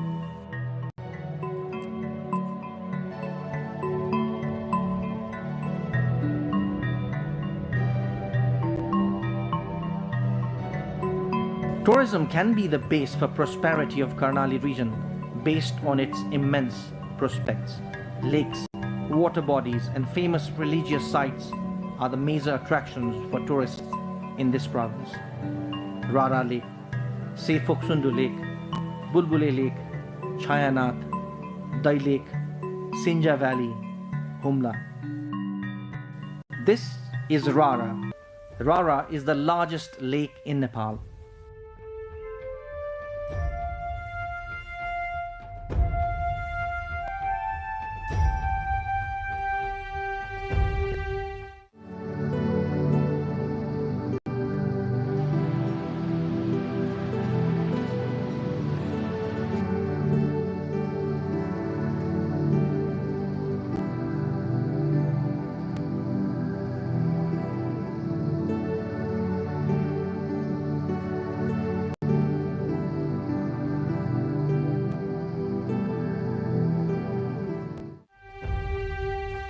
The lake is situated at Chayanath Rural Municipality of Mugu District in the Rara National Park.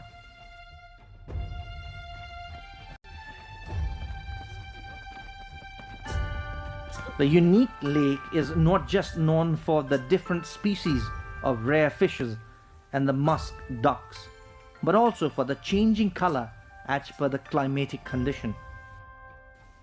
Many foreign tourists come here to witness the camouflage of this majestic lake.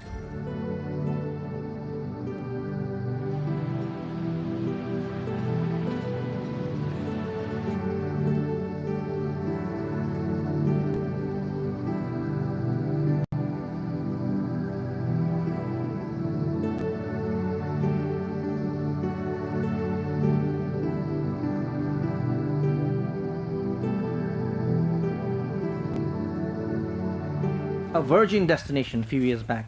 Now, more than 50,000 tourists flock the Rara Lake every year, and the number is constantly on the rise. Land and air are the two means to reach Rara Lake.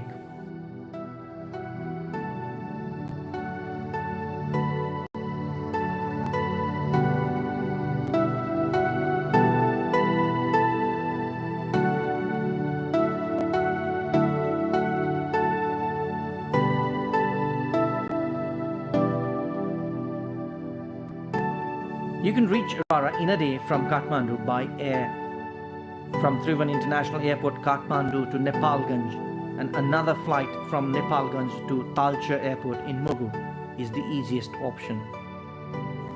However, from Talcher, it is another 3 hours uphill walk to reach the breathtaking Rara Lake.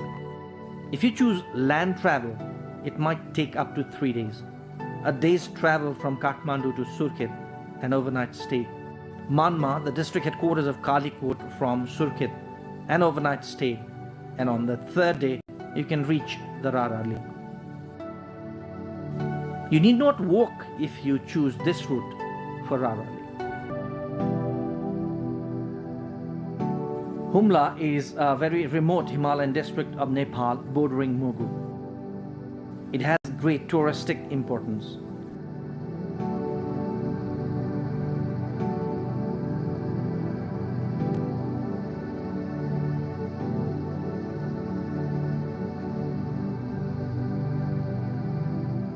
Many pilgrims who want to go to the mythical Kailas mountain via Mansarovar take the journey via Humla district.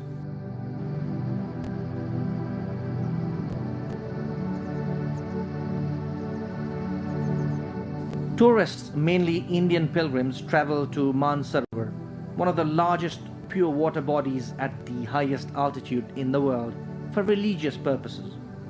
This is the shortest and the most convenient route for the pilgrims.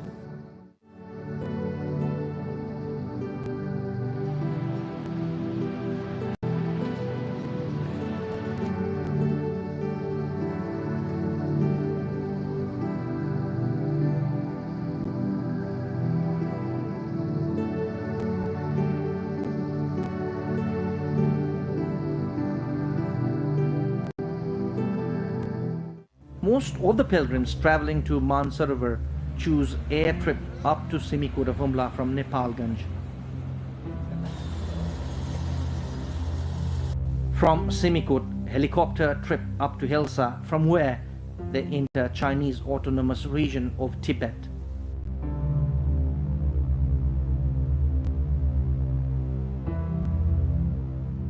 One day's drive from entering Tibet, the pilgrims reach Mansarovar.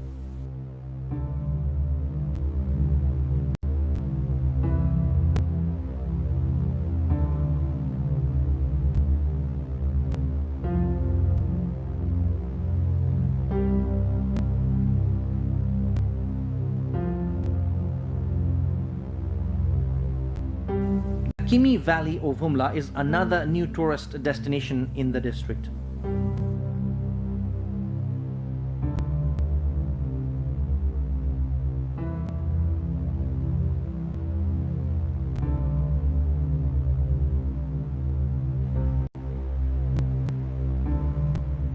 Ancient idols of archaeological importance and the monasteries have given it a new name, the Valley of Monasteries.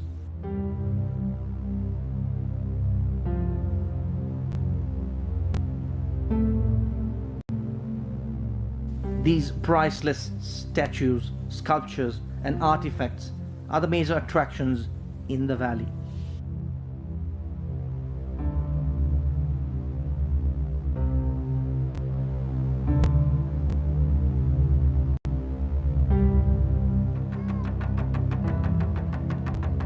Majority of the tourists visiting Karnali are the pilgrims from India. Culturally, the people of the Karnali region believe in multi-deity worship, but majority pay homage to their ancestral deity, the master god.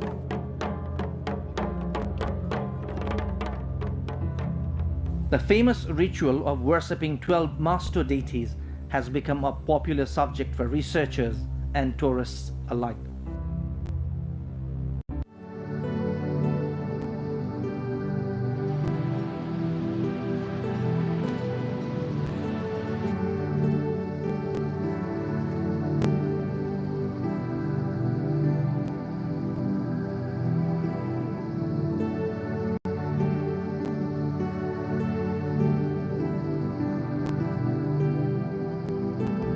Karnali is a majestic land, naturally as well as culturally.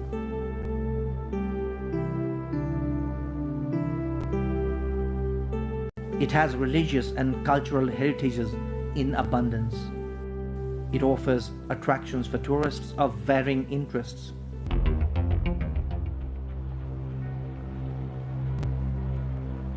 Somewhat deprived in education, health, and employment.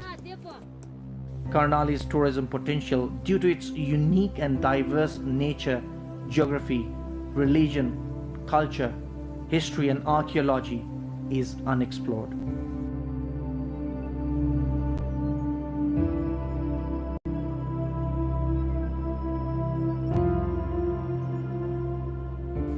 Many potential tourist destinations have yet to be explored in this region. So far, 101 destinations in the region have been branded as of touristic importance. Of the 101, 13 are under federal government, 9 under province government, and 79 under local levels.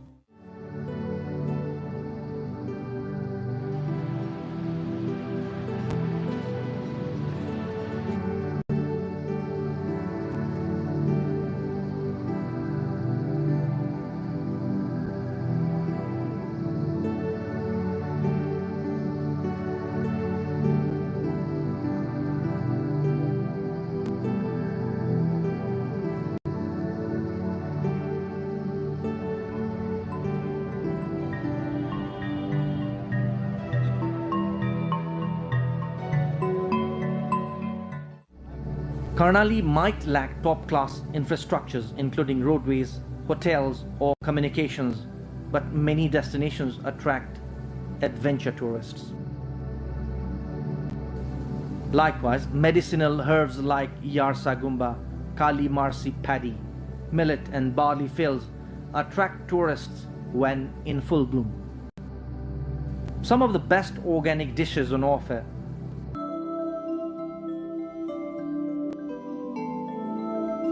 you might find Kali Marsi paddy, honey, broad beans, dry apple, marfa, barley, sip wool products as the gifts of Karnali. Whitewater rafting in the 5th best river in the world, Karnali, and very tall and majestic Kanjirova, Patarasi and Sisne mountains open for expedition challenge mountaineers and explorers alike.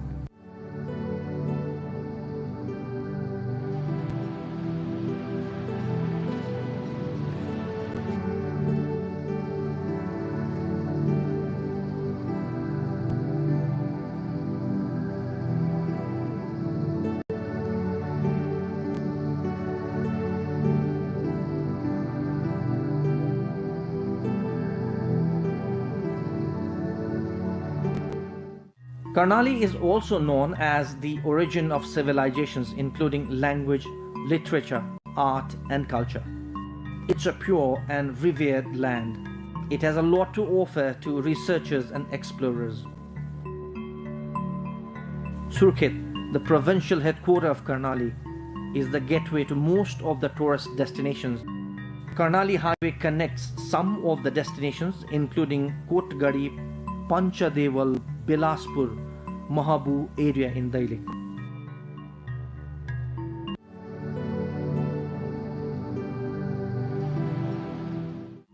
Pachal waterfall in Kalikot,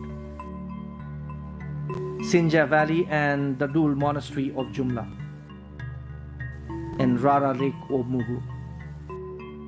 Very few destinations of Mugu and Jumla have road access.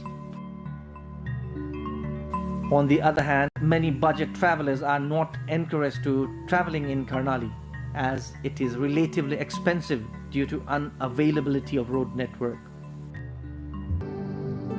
It is a must-go destination for those who want to experience the real Nepal.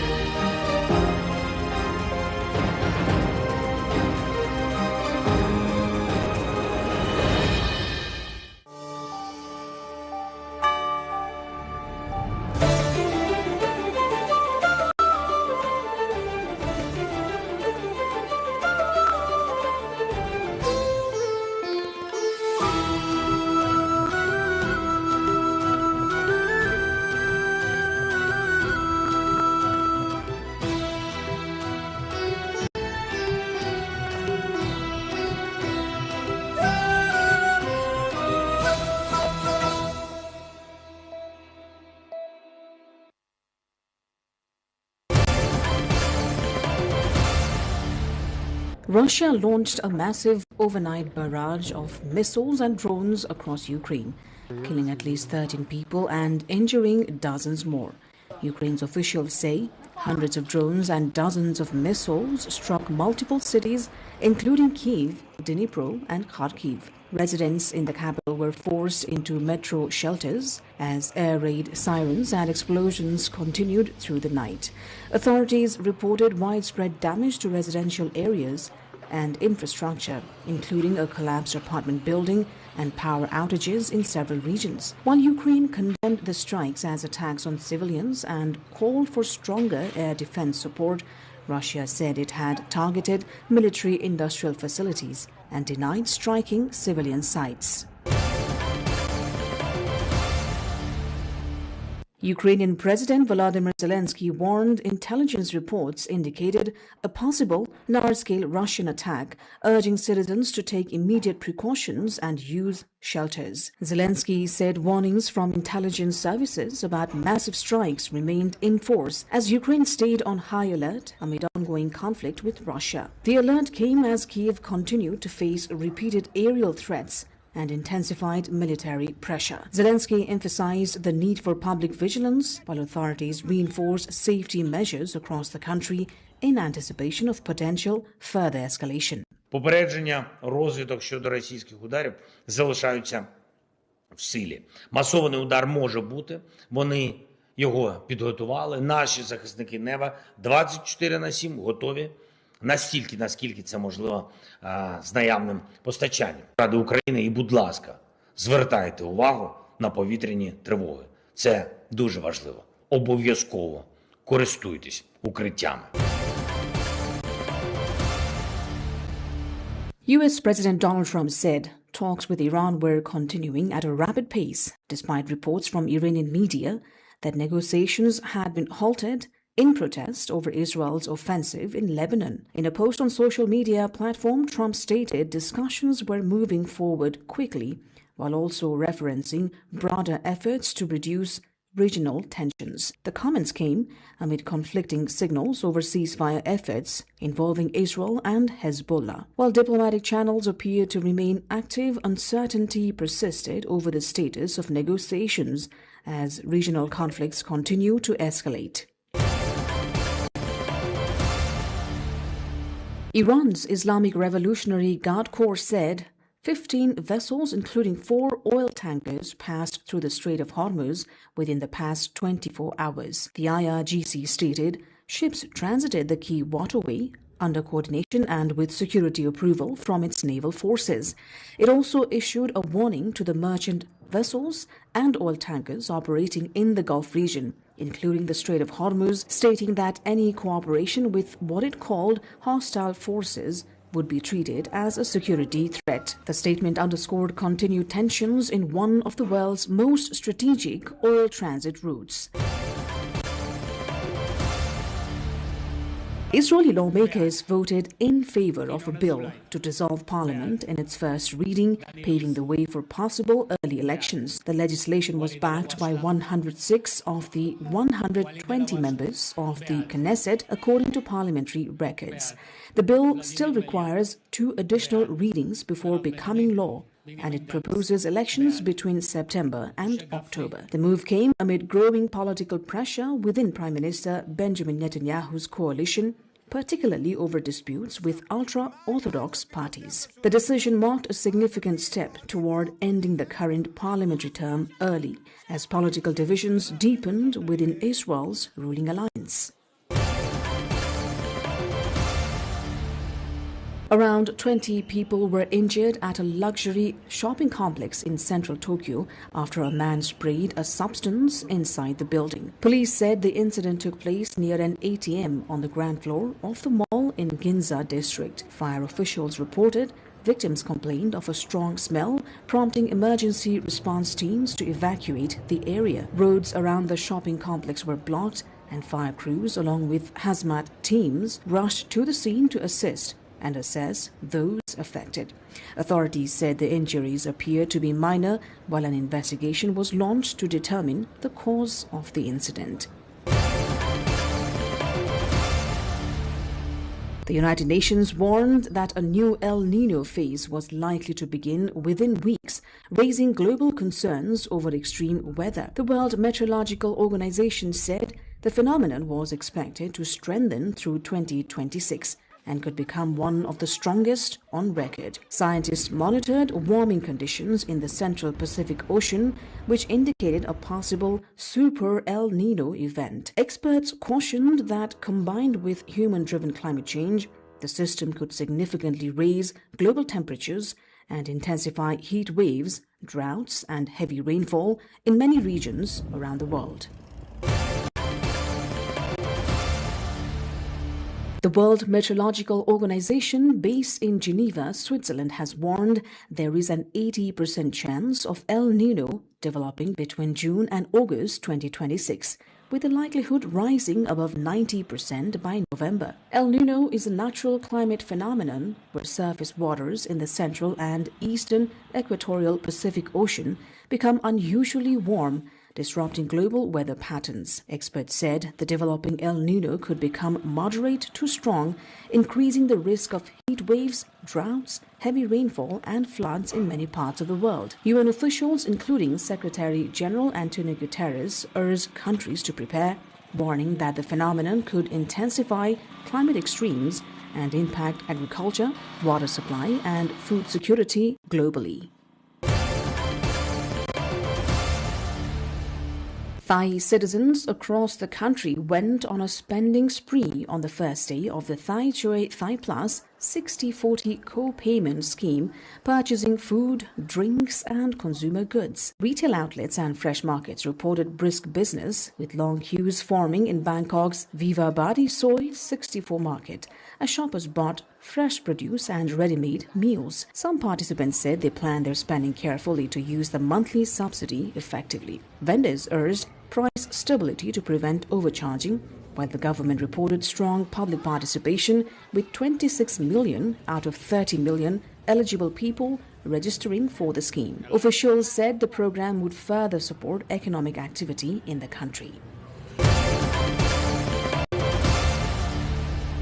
The Bangkok Pride Festival 2026 parade took place along Silom Road on June 1st, drawing large participation from the public, activists and civil society groups. Held under the theme, Patch the World with Pride, the event promoted gender equality and Bangkok's image as a global city of diversity. A 300-meter rainbow flag was displayed as a powerful symbol of LGBTQIAM+ rights and inclusion. The 4.8-kilometer parade route passed through the key city landmarks, highlighting the history of Thailand's gender equality movement. Political figures, including Bangkok governor candidates, also joined the celebration, reflecting broad public and political support for the event. A wedding dress and formal wear shop in Khan Yunis reopened after being closed for more than 2 years during the war in Gaza. The store, Safir Al-Karam, resumed operations after previously being damaged in Israeli strikes, with staff saying they had to rebuild their inventory using imported materials. Many essential dressmaking items were reported to be restricted under ongoing blockades, making restoration difficult. Despite higher costs, the shop owners said demand had increased as couples prepared for weddings following a ceasefire that began in October 2025. The reopening was seen as a small sign of recovery amid ongoing hardship in the region.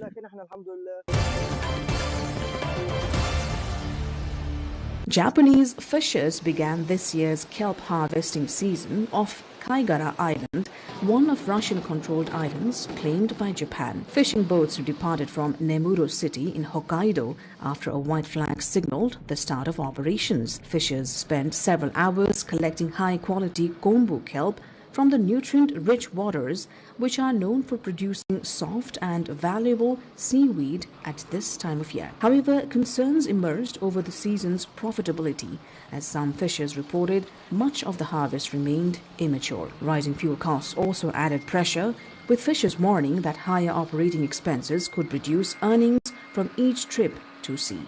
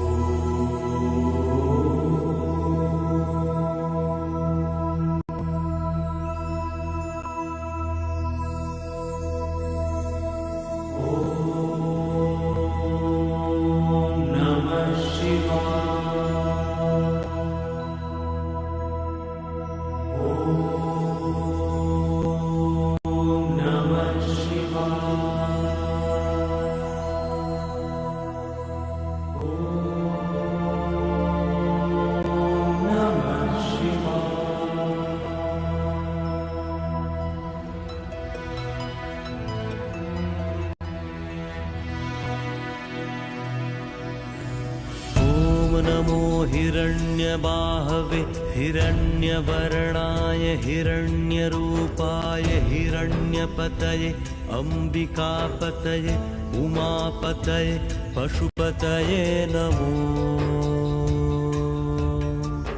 नमः।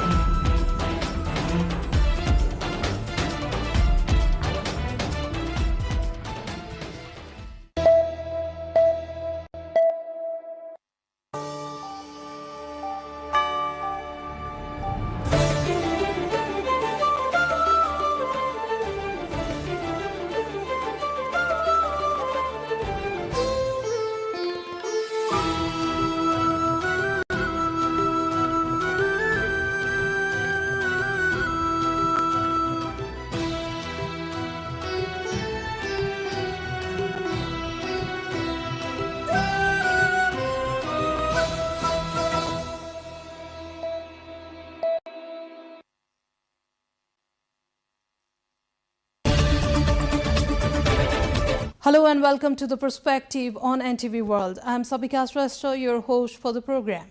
From major headlines to the issues behind them, we break down the week's top stories and examine how they could shape Nepal's political and economic future. This week, two major developments have dominated the national agenda. Prime Minister Balendra Shah's appearance in Parliament and the Nepal government's unveiling of the budget for the upcoming fiscal year.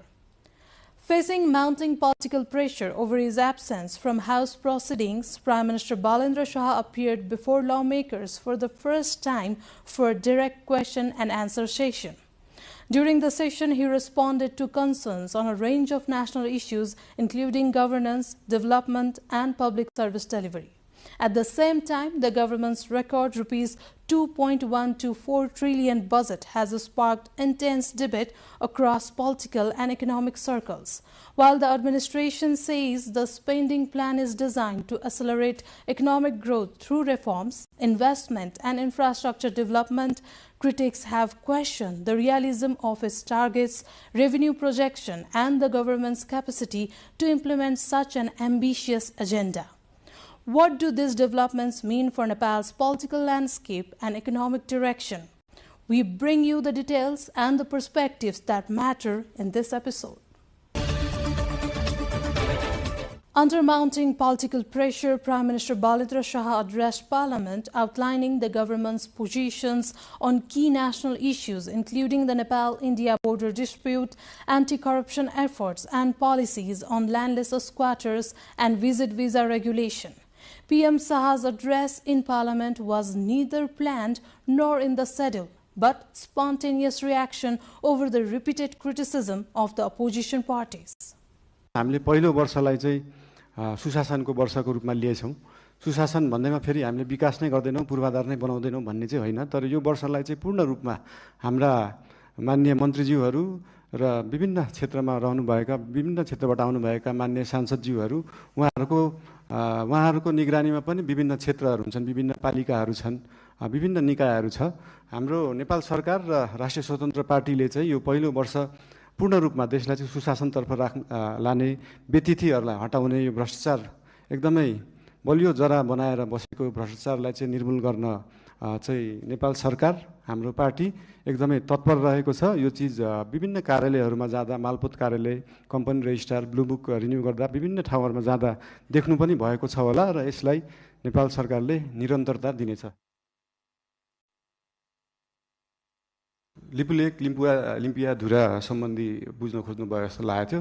Yes सम्बन्धी नेपाल सरकारले official रूपमा diplomatic note Bharat सरकारलाई पठाइसकेको छ र त्यसको जवाब पनि आएको छ। त्यो जवाबमा चाहिँ दुईटै सरकारले आफ्नो इतिहासविदहरू राखेर, आफ्नो सर्वेयरहरू राखेर, आफ्नो भूमि सम्बन्धी जानकारी भएका व्यक्तिहरू राखेर टेबल टक मार्फत यो कुरालाई समाधान गर्ने कुरा भएको छ र यस सम्बन्धी हामीले भारत र चाइनालाई मात्रै नभएर इङ्ल्यान्ड सरकारसँग पनि कुरा गरेका छौँ। उहाँहरूले ब्रिटिस इन्डिया छोड्दै गर्दाखेरिको समस्या अहिलेसम्म हाम्रोमा भइरहेको हुँदाखेरि यसमा चाहिँ इङ्ल्यान्डले पनि सरकार राख्नुपर्छ भन्ने हाम्रो मान्यता हो।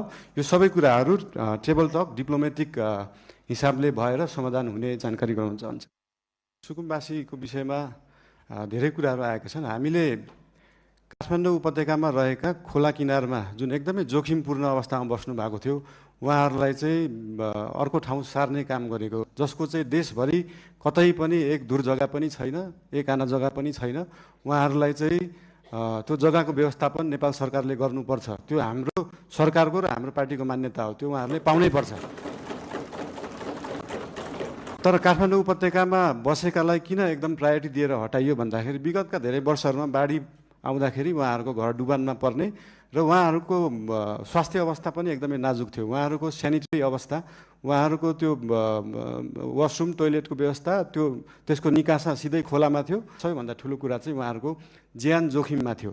उहाँहरूको ज्यान जोखिमबाट जोगाउने काम गरेको हो नेपाल सरकारले। Now coming to the budget. Defying the ceiling set by National Planning Commission by more than 2 trillion, Finance Minister Dr. Swarnim Wagle presented the annual budget for the upcoming fiscal year 2026-27. As the budget brings a smiles to most of the sectors, many are concerned over its implementation, which projects ambitious growth rate of 7%. Devendra Suvedi looks into the budget in numbers and its highlights. Finance Minister Dr. Swarnim Wagle has presented the annual estimation of Nepal government's income and expenditure of more than 21.24 trillion rupees for the fiscal year 2026-27. In the joint meeting of Legislature Parliament Friday, Minister Wagle presented the budget, which is almost 2 trillion higher than the ceiling set by the National Planning Commission. Breaking down the expenditure details, Finance Minister Wagle said he has allocated 12.70 trillion rupees for current expenditure. Likewise, there has been little increment in capital expenditure with 4.31 trillion rupees allocation. Likewise, expenditure for fiscal management has been allocated at 4.22 trillion rupees. Projecting the income for the upcoming fiscal year, Finance Minister Dr. Wagle said 14.4 trillion rupees will be recovered from revenue collection, which is almost 2 trillion higher than the current fiscal year. Likewise, 61.74 billion will be managed through grant and 2.47 billion will be generated from foreign loan, according to Finance Minister Dr. Wagle.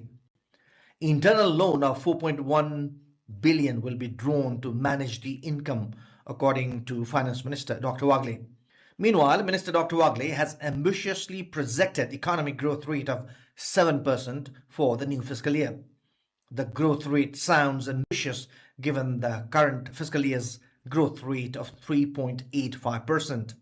Presenting the budget, Finance Minister Wagle expressed his hope that the budget will set a standard for good governance.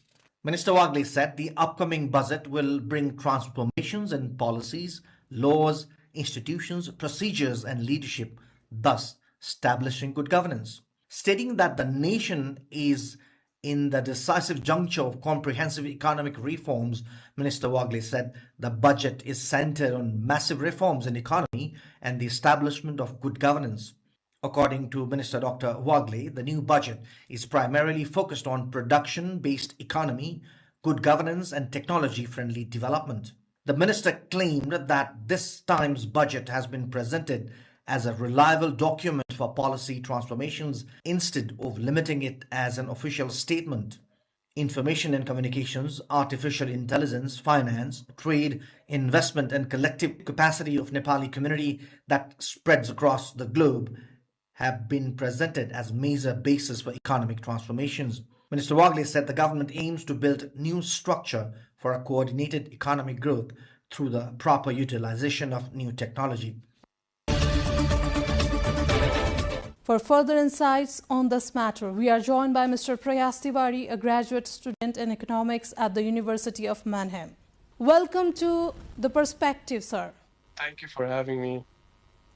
So as we know, government has just now unveiled the budget of Nepal. So what is your overall view of this year's budget? Has it met expectations and addressed the country's economic priorities? My personal view on the new budget speech by the finance minister is, I would say the budget is, it's very aspirational and ambitious at the same time. I see the budget as sort of a high stakes bet on the economy. Just starting with sort of the size of the budget, this year it's ballooned to around 21 kharba, which is sort of a 25% step up from last year. And there are a lot of aspirational goals to sort of reach this number. One, we want to sort of borrow around 6 kharba to finance this.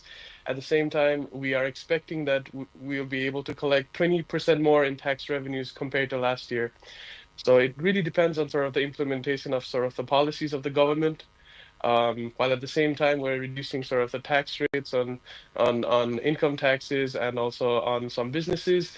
At the same time, we expect sort of our tax revenues to increase. So a lot of it goes into implementation. At the same time, it sort of tries to tackle the structural realities of sort of this heavy bloat in administration by restructuring government bodies. Yeah, at the end of the day, it's very aspirational and ambitious, and a lot of it depends on the proper implementation, and yeah, time will tell.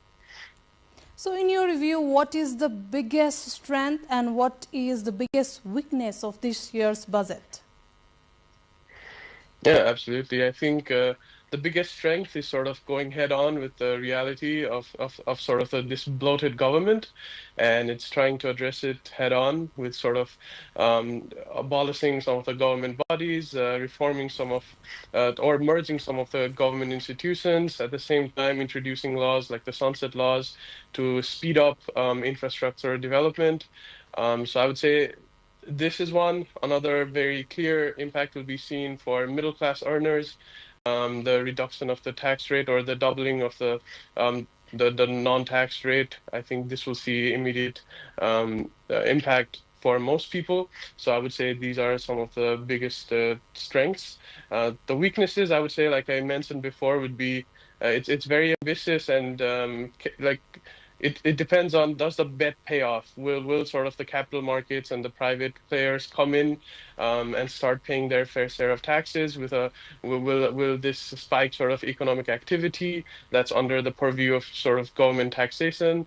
So the weaknesses lies there. Government has projected a 7% economic growth rate. How realistic is this target given Nepal's current economic conditions? Absolutely, I think 7% is definitely a very ambitious target. A lot of countries, also in Southeast Asia, where the government sort of sees as the Asian tigers that saw this over decades and saw these incredible booms over the last decades. This definitely happened in a lot of countries, but the idea was these were financed by sort of a lot of capital spending. And for us, our structural reality is we don't have enough sort of part or allocation in our budget to spend on capital expenses. So I think it's very ambitious, and it'll be left to see if we can achieve this. So as you have already mentioned before, the budget offers tax relief to the middle class and businesses. So how effective are these measures likely to be in boosting economic activity and investment in Nepal? We will definitely see a lot of people will see an increase in their monthly paycheck. So this will be sort of the immediate effect. And at the same time, there are also provisions, I think, for IT exports to be taxed less, also for digital transactions to have sort of a lowered interest in VAT. So the minister is really seeing that this will sort of help drive economic activity.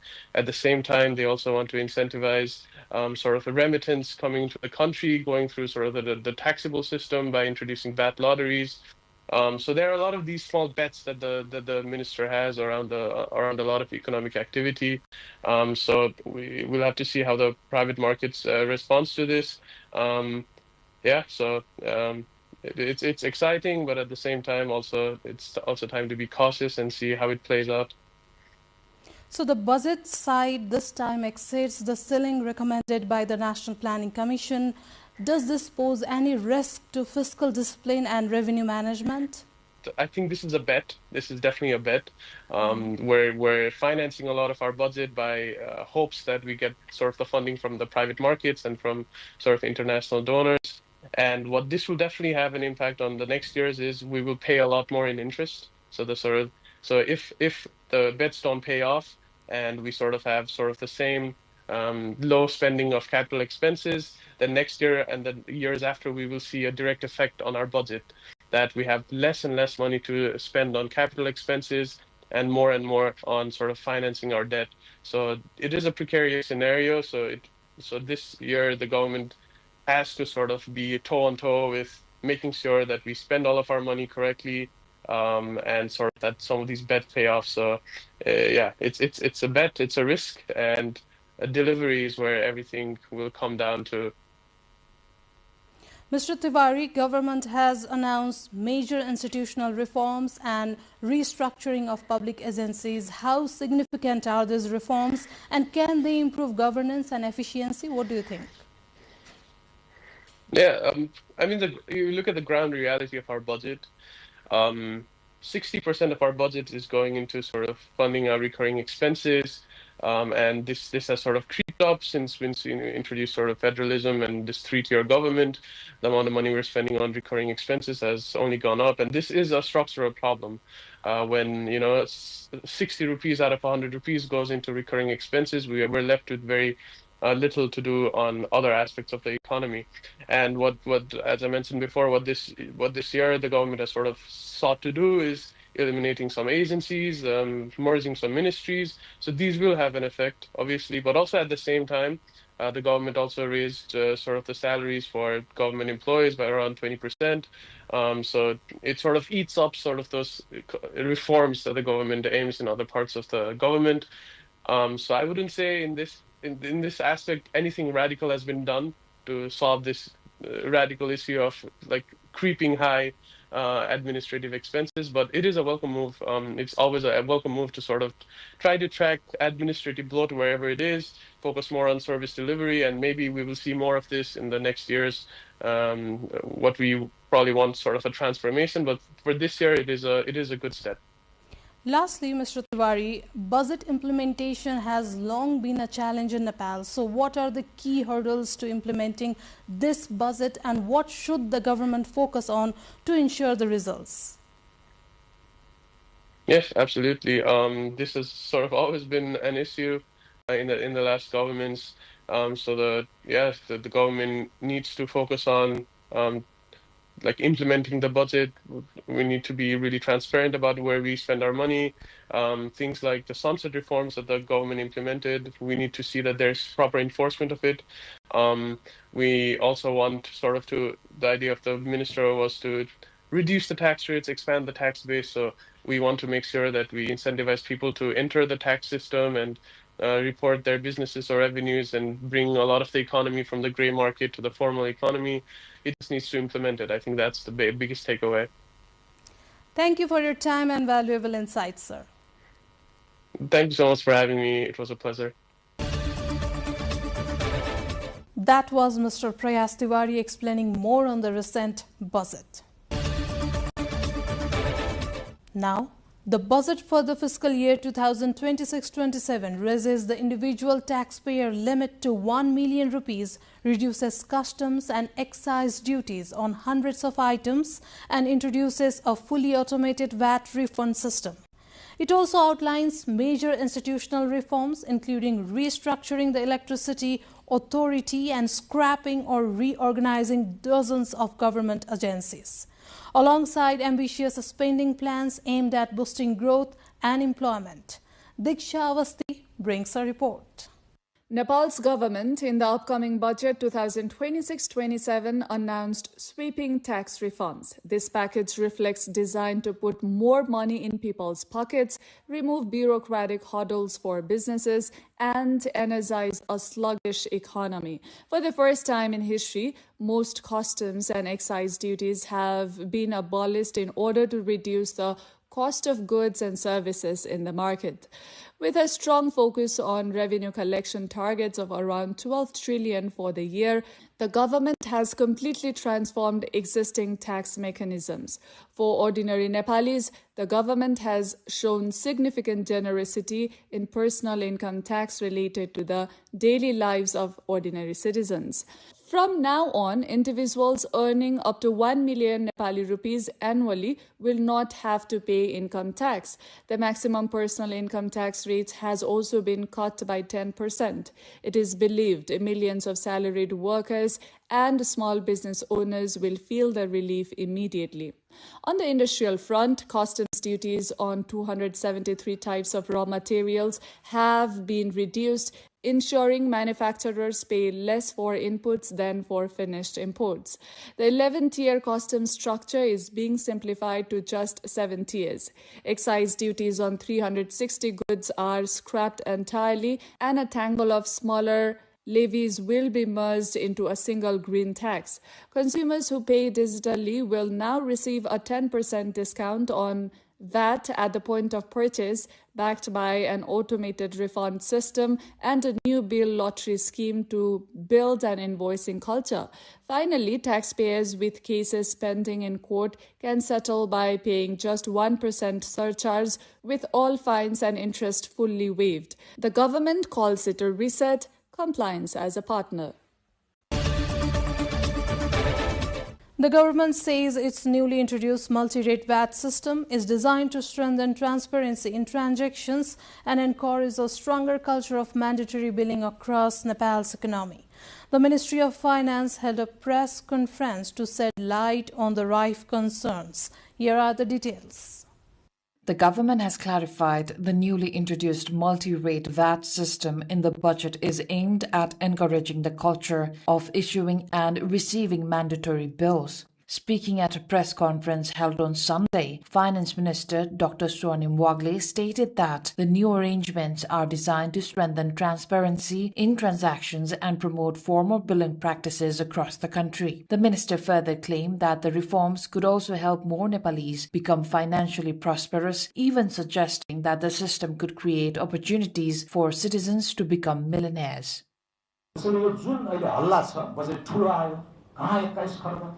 भन्ने कुरा त्यो गलत हो budget सानो हो GDP प्रक्षेपित GDP को सापेक्षतामा जम्मा 28.5% को बजेट आएको छ हाम्रो प्रक्षेपित जीडीपी 74-58 छ त्यो अलिकति तल पनि हुन सक्छ अब हु नोज माथि पनि जान सक्छ त्यो पछिको कुरा हो मध्यावधि संशोधनमा हामी ती कुराहरू हेरौँला तर आजका मितिमा यो चाहिँ 30% भन्दा माथिको ट्रेन्डलाई हामीले भत्काएर अहिले त्यही पुरानो 25 देखि राज्यको क्षमता अनुकूल हुने गरेर आकारलाई त्यसैले बजेट ठूलो होइन जीडीपी को सापेक्षतामा सानै बजेट आएको छ भन्ने कुरा म यहाँलाई निवेदन गर्न चाहन्छु.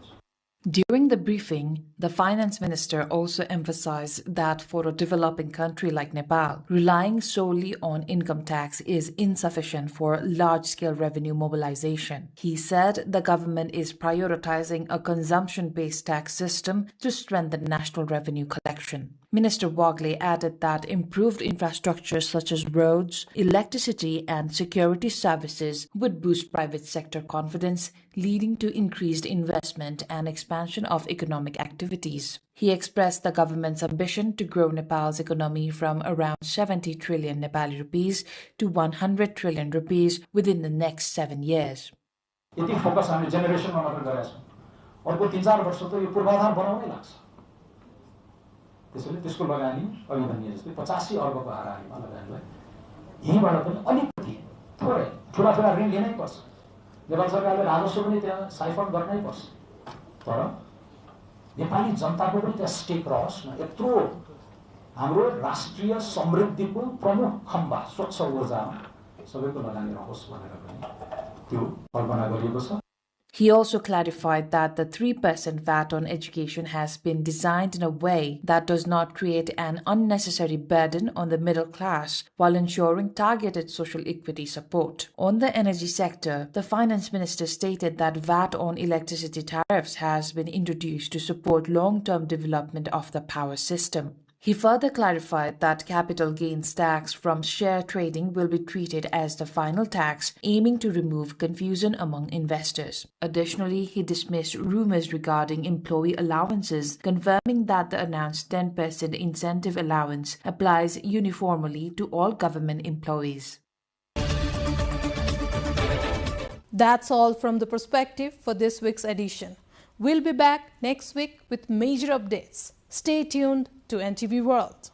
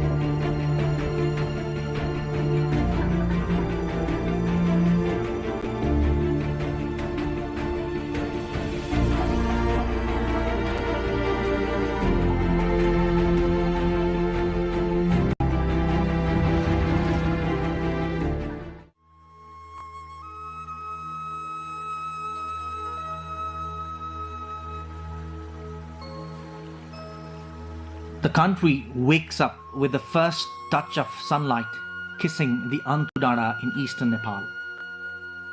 Antudara in Ilam district is the pride of Kosi province.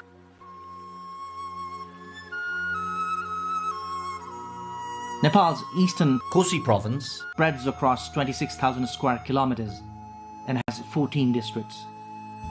Taplejung, Pastar, Ilam, Jhapa, Sangkhwasava, Terathum, Dhankuta, Morang, Sunsari, Solukhumbu, Bhojpur, Udaipur, Khotang and Okhaldunga make Kosi province.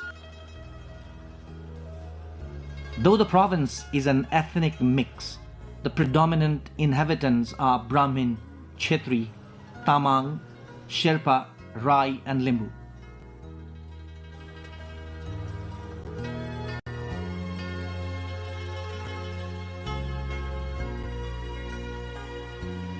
Kosi province, with the capital Biratnagar, is geographically very diverse. The province boasts the highest peak in the world, Mount Everest, to the lowest land in the country, Kechana Kabul. The local lifestyle and landscape of Namche Bazaar, the gateway to Mount Everest, Lukla Bazaar and Everest Base Camp are incredible. Over 24 mountain peaks above 7,000 meters, including the Kanchenjunga, Makalu, Varun, Lhotse, Choyu, Tuplase, in addition to the Mount Everest, make the roof of the province. The potential of tourism in the province is also as high as the Mount Everest.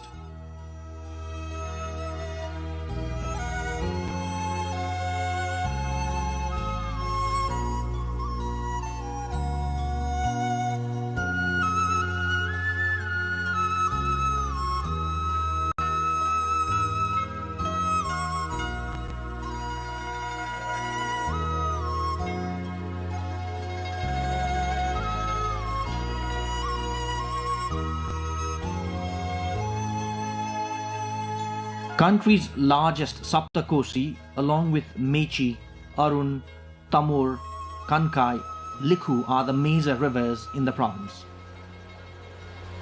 These rivers are the lifeline of the people since time immemorial. recently started motorboat on the Koshi River is opening doors for tourism while easing the life of the locals at the same time.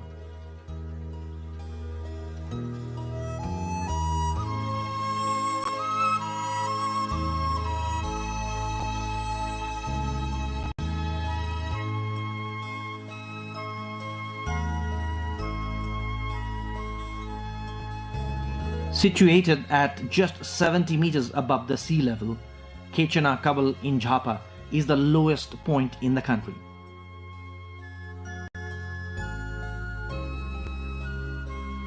This place of national importance needs more promotion, and expectedly some programs are being undertaken.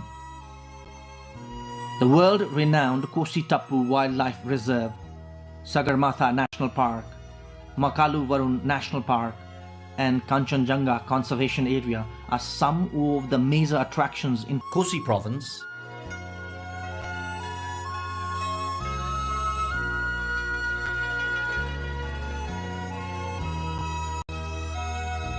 These protected and conserved areas serve as the museum for those interested in wildlife, flora and fauna, wetlands and biodiversity.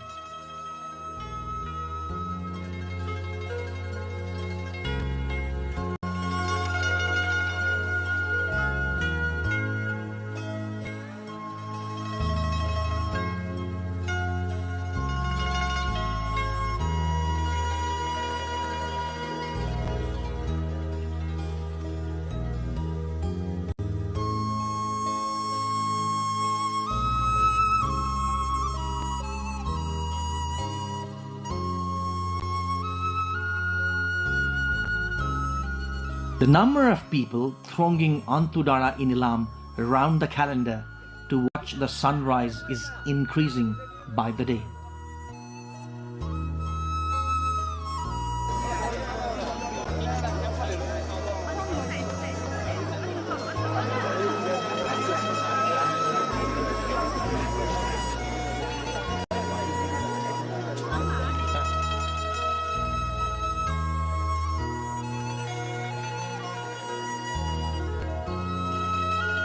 The symmetrical tea gardens of Kanyam cannot be described in words.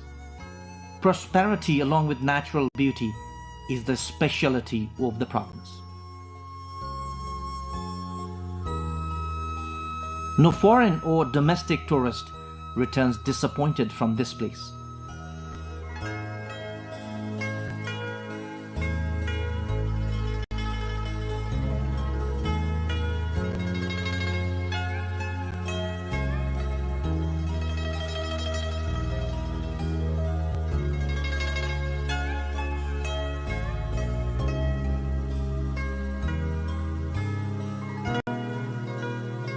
Mai Pokhari and Sandakpur in Ilam are some of the other destinations for tourists.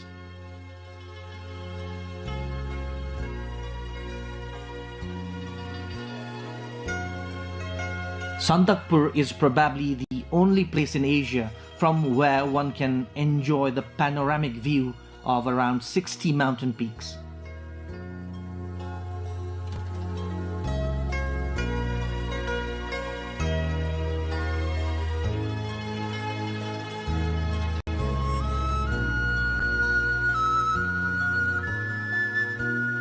Ilam also is famous for its organic produces, including allo or the giant nettle, milk, broomgrass, red hot chili, and cardamom. The hill station or Bedetar along the border of Sunsari and Dhankuta, Namaste Waterfall in Dhankuta, Hile Bazaar, and Todke Waterfall are some of the other destinations for tourists. The 90 feet tall Namaste Waterfall, just 10 kilometers away from Bedetar, is attracting many tourists of late.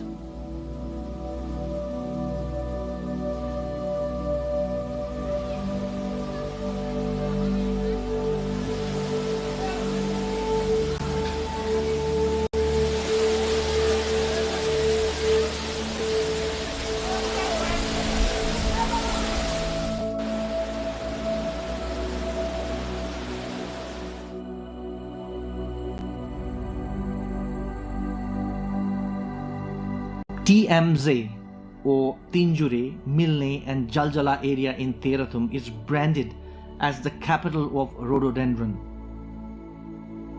The area boasts 28 species of the national flower. This area also generates interest among explorers and researchers.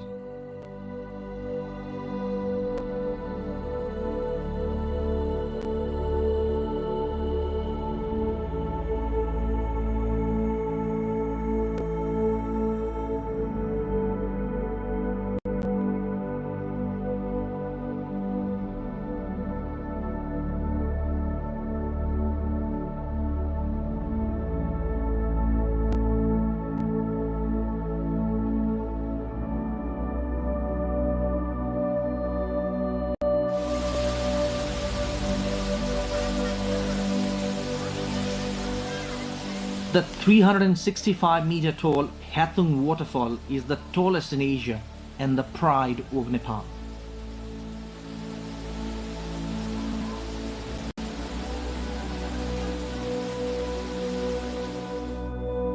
Kosi province is ahead in terms of infrastructures and facilities. Standard hotels are found in almost all places in this province. The province has 11 domestic airports. Most of the destinations are accessible and connected by highways and roads.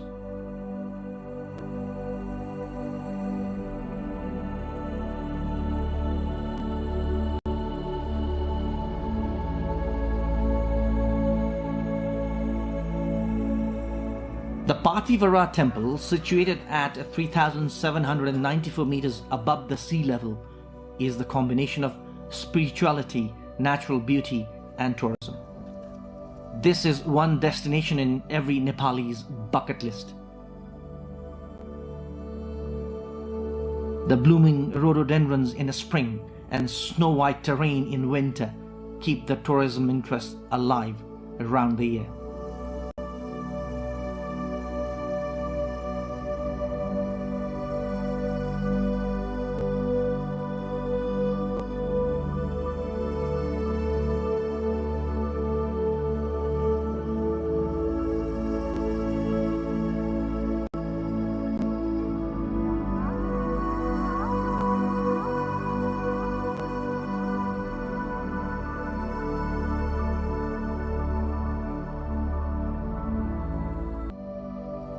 There are many other similar religious sites in Kosi province, Halesi Mahadev temple and the Basaha cave of Khotan.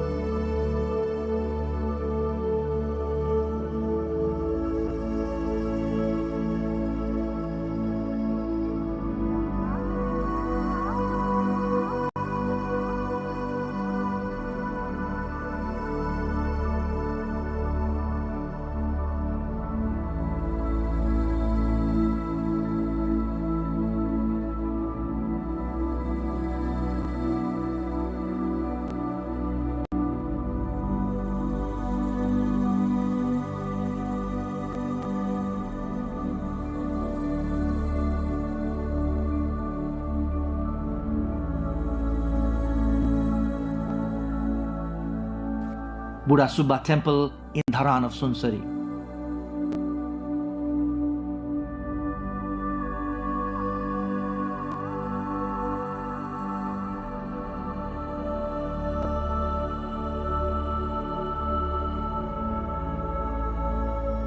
Barha Kshetra of Sunsari.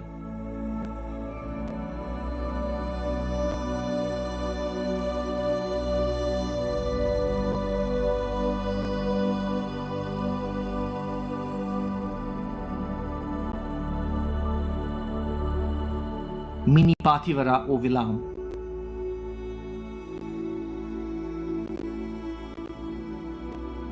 Arjundhara of Jhapa of the Mahabharata myth.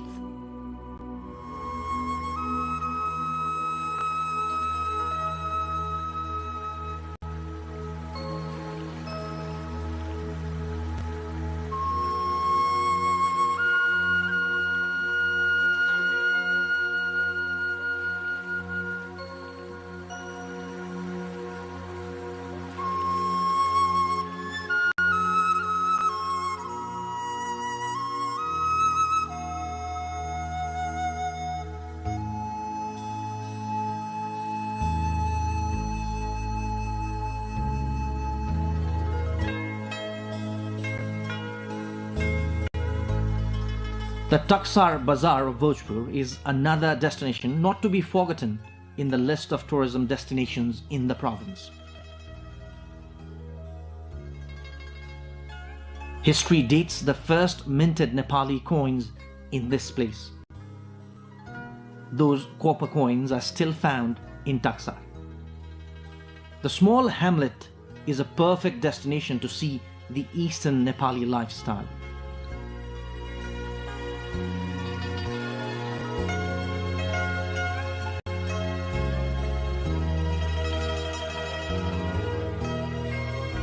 Kosi province is equally rich in its unique culture and traditions.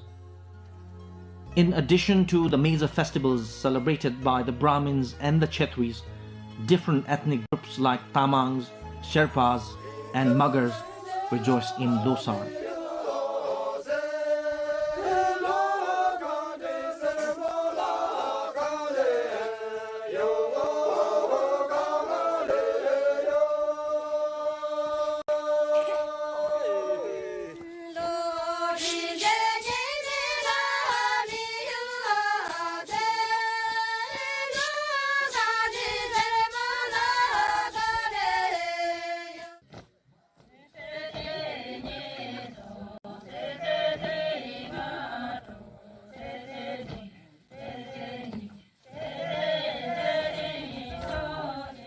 The Shabru dance of the Sherpas, a special ritual in Losar, is internationally renowned.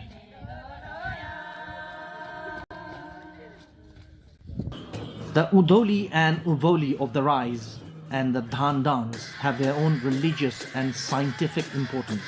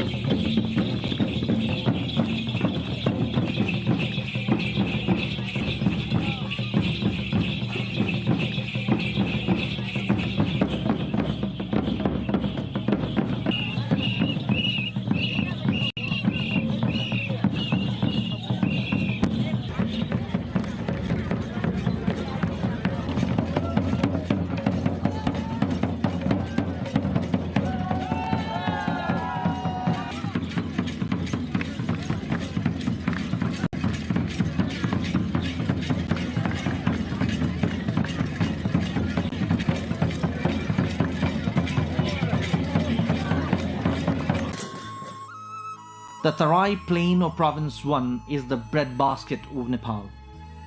The fertile soil is perfect for agriculture.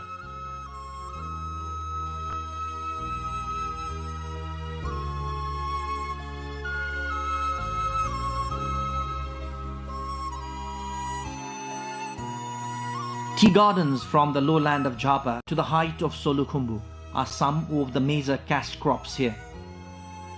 These tea gardens also attract numerous tourists in the region.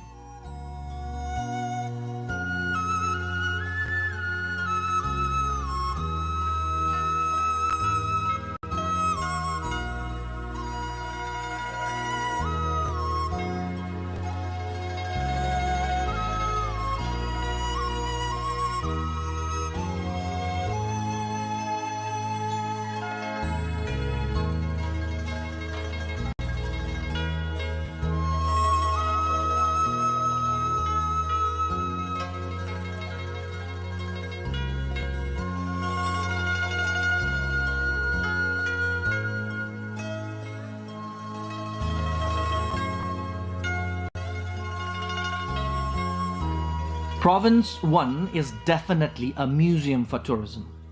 The natural beauty, religious heritages, abundance of natural resources, cultural diversity, and many more. Each and every hamlet and settlement, hills and mountains, rivers and ravines in the province have their own unique identity and speciality.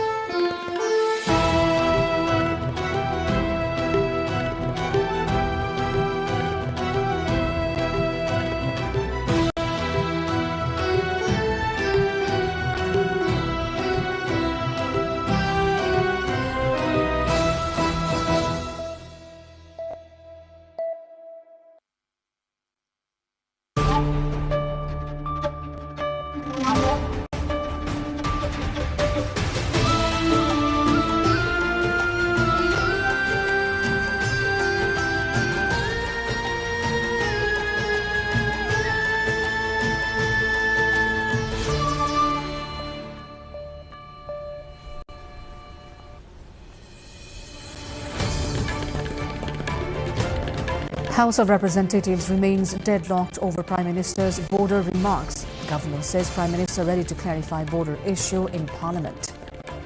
India says border dispute with Nepal should be resolved through bilateral mechanism. Foreign Ministry spokesperson says no third party in border matters. RSP Chief Ravi Lalichani busy in political engagements in New Delhi. Meets top Indian leaders including BJP President. Government's decision to hike equity fee on private education faces opposition. Stakeholders call for rollback. Russia launches massive missile and drone barrage across Ukraine. At least 13 killed as cities face heavy strikes. And Nepal to face defending champions Bangladesh in SAF Women's Championship semi-final tomorrow. The match scheduled to kick off at 4:15 p.m. kickoff in India. Good evening, I'm Sarah Sapsanamarai and this is NTV World News Hour. We're coming to you live from Kathmandu at 2200 hours Nepal time. Now the news in detail. Nepal's federal parliament has remained deadlocked for a second consecutive day as opposition parties continue to protest Prime Minister Balendra Shah's remarks on the Nepal-India border. Today's session of the House of Representatives that began 3 hours behind schedule was disrupted as opposition lawmakers demanded that the Prime Minister withdraw his recent statement concerning Nepal's nationality, sovereignty and territorial integrity. Despite repeated appeals from Speaker Dol Prasad Aryal to allow the House to conduct business, including discussions on the national budget, opposition MPs refused to cooperate. As a result, the Speaker postponed the meeting until 8th of June at 11 a.m. Nepal's National Assembly has also been adjourned until tomorrow after lawmakers obstructed proceedings over Prime Minister's recent remarks. Members of the upper house objected to the Prime Minister's statement in the lower house, arguing that parliamentary business could not continue until the issue was clarified. Despite repeated appeals from National Assembly Chair Narayan Prasad Dahal to proceed with the agenda, lawmakers maintained their protest. More on this matter in our issue of the day later in the bulletin. India's Ministry of External Affairs has said the Nepal-India border issue will be resolved through existing bilateral mechanisms. Spokesperson Randhir Jaiswal said about 98% of the boundary demarcation has already been completed. He added that cases of encroachment and cross-border occupation in certain demarcated areas are being jointly mapped by both sides. Responding to recent remarks from Nepal, he said that all technical and diplomatic matters are being handled through established channels between the two countries. Nepal's Rashtriya Swatantra Party's President Ravi Lamichhane held talks with Indian Home Minister Amit Shah in New Delhi on Tuesday during his ongoing official visit. The meeting, which included senior RSP leaders Bipin Kumar Acharya and Deepak Bohra, focused on strengthening cross-border connectivity, enhancing cooperation to control transnational crime, and improving joint disaster management mechanisms between the two countries. Lamichhane is also engaged in a series of high-level meetings in the Indian capital. On the same day, he met Bharatiya Janata Party President Nitin Navin at the party headquarters, where discussions centered on deepening political understanding and cooperation between the two neighboring countries. Lamichhane arrived in New Delhi on Monday at the invitation of BJP, which welcomed the Nepali delegation and expressed its commitment to strengthening constructive dialogue and bilateral relations. Lamichhane also held separate meetings with India's External Affairs Minister S. Jaishankar, with talks covering Nepal-India relations, regional cooperation and other issues of mutual interest. The visit comes amid growing political attention on Nepal-India relations following recent parliamentary discussions on border-related issues and broader diplomatic engagement between Nepal and India. Nepal government's decision to impose a 3% equity fee on private educational institution through the new budget has sparked widespread criticism. Private schools, parents and education stakeholders have demanded its withdrawal, saying it will make education more expensive and deepen inequality. They argue that even before the tax, private schools charge high fees that many families struggled to afford. Private school organizations, including PAPSON, also say education is a basic social service and the tax will further burden parents. Stakeholders are calling for the decision to be reviewed and withdrawn. We'll dive deeper into this in our cover story. Moving on, Russia has launched a massive overnight barrage of missiles and drones across Ukraine, killing at least 13 people and injuring dozens more. Ukraine's authorities said hundreds of drones and more than 70 missiles were fired, with many intercepted, although several cities still suffered heavy damage. Kyiv came under sustained attack, forcing residents into metro shelters as explosions rocked the capital. Fatalities were also reported in Dnipro and Kharkiv, while infrastructure and residential buildings were destroyed. Ukrainian officials condemned the strikes as deliberate attacks on civilians and urged stronger international air defense support as Russia claimed it had targeted military industrial sites. Nepal will face defending champions Bangladesh in the SAF Women's Championship semi-final tomorrow in India. The match has been scheduled for 4:15 p.m. Nepal time at Jawaharlal Nehru Stadium in New Delhi. Nepal enters the last four clash as Group A winners, while Bangladesh qualified as Group B runners-up. Head coach Naveen Yopani says Nepal will need to work harder than in their previous two matches to overcome the defending champions and reach the final. Preeti Rai has joined Nepal's squad after playing league football in Cambodia and is expected to feature in the semi-final. Six-time silver medalists, Nepal are aiming to secure a place in the final. We're going for a short break here. After the break, we will look into several lesser-known stretches along the Nepal-India border, where technical service suggests gaps between the official boundary line and how local communities actually use the land. We will also examine the government's response and ongoing diplomatic efforts surrounding the broader border dispute discussion.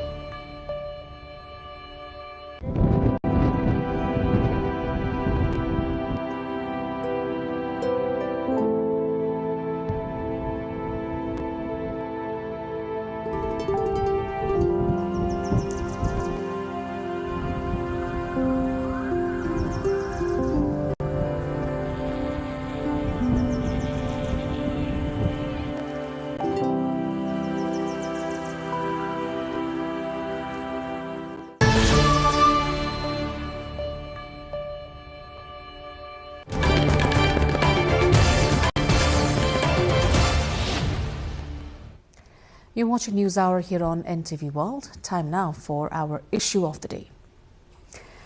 Beyond the high-profile disputes over Susta, Limpia-Dhura, Lipulek and Kalapani, border experts say technical service have identified several areas along the Nepal-India frontier where the legal boundary and the land used by local communities do not always align. Understanding these cases, they say it requires careful geographical and historical analysis. Aprila Gisinglama reports. Debate continues over the Prime Minister's remarks on the Nepal-India border. Geographers and border experts say the controversy has exposed widespread confusion over key terms such as encroachment, occupation and boundary use. According to experts, understanding the issue requires technical analysis, historical records and diplomatic context rather than political interpretation alone. Veteran geographer and border expert Buddhinarayan Shrestha says the issue requires careful technical interpretation. There are cross-holding occupation between Nepalese and Indian farmers. Some Nepalese farmers have also occupied the Indian farmers' cultivated land. So we have to settle with the negotiation of India. He should have to tell something like this, but he said that, oh, Nepal has encroached the Indian territory. It's not encroached. You know, in the farmer level, it is occupation, cross-holding occupation. If it is in the state to it, that is encroachment. So the terminology is different. A key distinction exists between cross-border occupation by individuals and territorial encroachment by a state. Along several stretches of the Nepal-India border, Farmers and local residents on both sides have for decades cultivated or occupied land that technically falls across the boundary. Such cases, however, do not automatically amount to one country encroaching upon the territory of another. The issue is further complicated by historical settlement patterns, shifting river boundaries, and long-standing land use practices. Assessing such claims requires reference to historical documents, official maps, and technical expertise rather than political interpretation alone. Field survey team was formed in the leadership of the CDO of Nepal and District Magistrate of India. They were delineating the boundary, they were preparing, they were reconstructing, they were repairing boundary pillars. But unfortunately, the border working group has not been working for the last 7 years. So this has to be activated, rejuvenated. Regarding the Lipule, Kalapani, Limpiadhura area, the most important element is to erect the tri-junction pillar in Limpiadhura. It has to form a joint committee of China, India, and Nepal. The debate has also renewed discussion on the role of Track 2 diplomacy and expert-level engagement in addressing complex border concerns, particularly where legal boundaries and ground realities do not always align. The Ministry of Foreign Affairs has defended the Prime Minister's remarks, saying they refer to cross-border occupation and encroachment in no-man's land areas along the Nepal-India border. It has to make conversation between Track 2 diplomats of both the countries. And then survey experts should conclude in the Track 2 diplomats committee. And at first, the Track 2 diplomats of both the countries must discuss and also must negotiate if it is necessary. And then finally, it has to reach into conclusion. So, in a win-win situation, so that both the countries will be satisfied.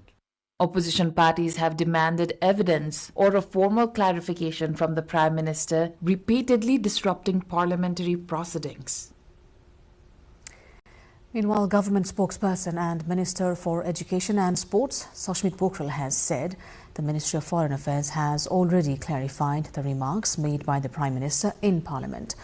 Responding to media queries while announcing cabinet decisions, Minister Pokhrel said various mechanisms have been working on the border dispute for a long time and efforts are underway to resolve the issue through diplomatic dialogue and discussions.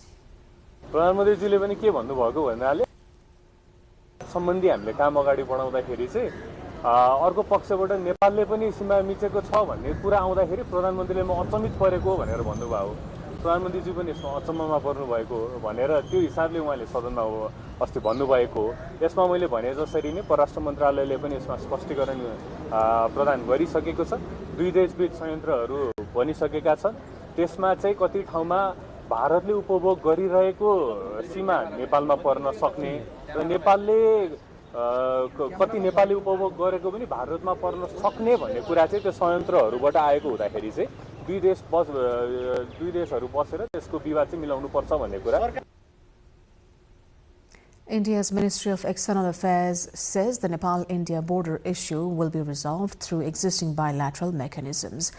India's External Affairs Ministry spokesperson Randhir Jaiswal added cases of encroachment and cross-border occupation in certain demarcated areas are being jointly mapped by both the sides. I've seen the remarks of Prime Minister of Nepal concerning India-Nepal boundary as well as the subsequent statement made by the Nepali Foreign Office on this matter. While close to 98% of India-Nepal boundary has been demarcated, there are some unresolved segments. The shifting of the course of Gandak River has resulted in this situation. In addition, there are cases of cross-border occupation and encroachment of no man's land in demarcated segments of the boundary, which are currently being mapped jointly. We have established bilateral mechanisms to deal with all aspects of boundary matters. It should be clear to all concerned that there is no role for any third parties in a bilateral matter between India. Jaiswal also said all technical and diplomatic matters are being handled through established channels between the two countries.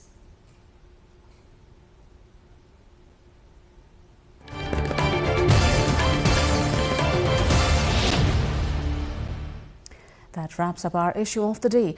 After a break, we will look at the growing controversy over the government's decision to impose a 3% equity fee on private schools and why stakeholders are calling it unfair. We will also hear from parents, school operators and education groups on how they say the new tax could affect fees and access to education.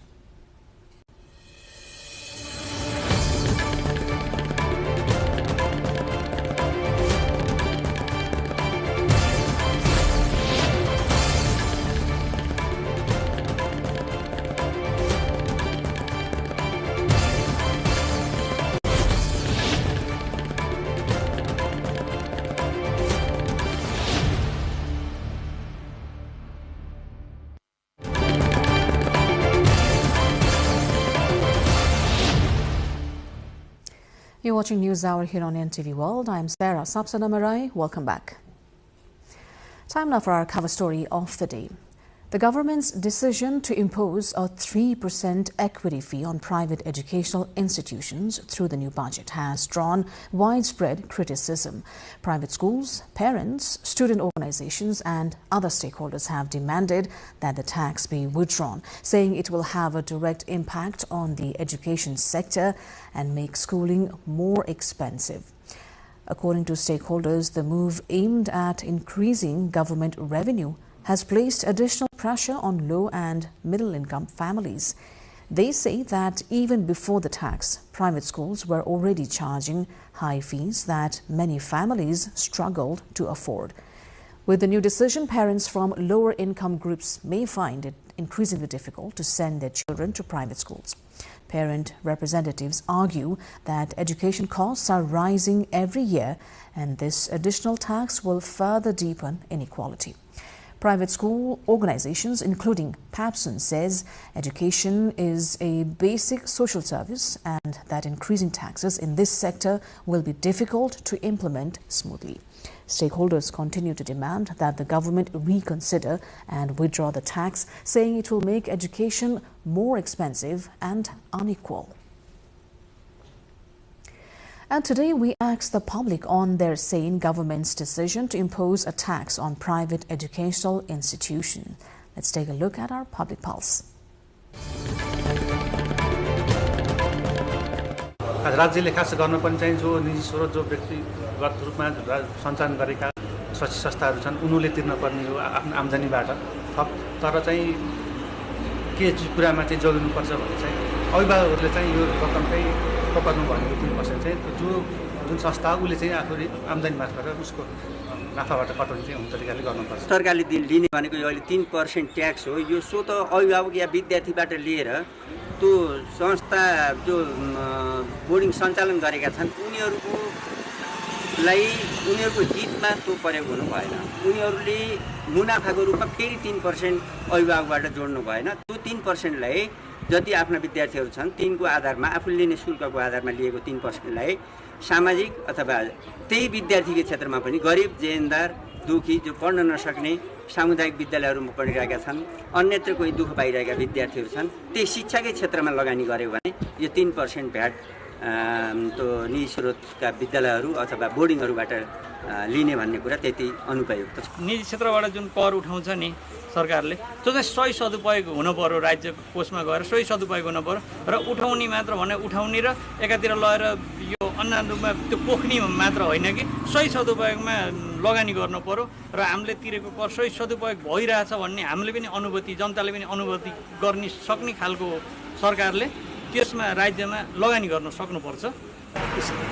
यसको 3% कर सरकार लिने भने धेरै राम्रो लाग्छ ठीक छ यो कर चाहिँ सटिफाइड होस् राम्रो होस् हैन छ राम्रो छ कर 100 रुपैयाँ 3 रुपैयाँ दिन त केही फरक पर्दैन राम्रो छ गरिबका दुखी छोराछोरीले पढेका छन् त्यो निजी विद्यालयमा त्यो निजी विद्यालयमा गरिबका छोराछोरीले पढ्दै गर्दा सरकारले त्यहाँ अमीरका मात्रै धनीका मात्रै पढ्छन् भनेर जुन एउटा 13% भ्याट लगाउने 3% भ्याट लगाउने जुन कुरा गरेको छ यो अत्यन्तै निन्दनीय छ गलत कार्य छ र अब यो बोर्डिङलाई बन्द गरेर र कर लगाउने यो नेपाल सरकारको यो योग्यता भएन जस्तो लाग्छ मलाई अब जसरी पनि यो अब निजी विद्यालयहरू अब त्यसै ढाल्ने किसिमको परिस्थिति सरकारले ल्याउँछ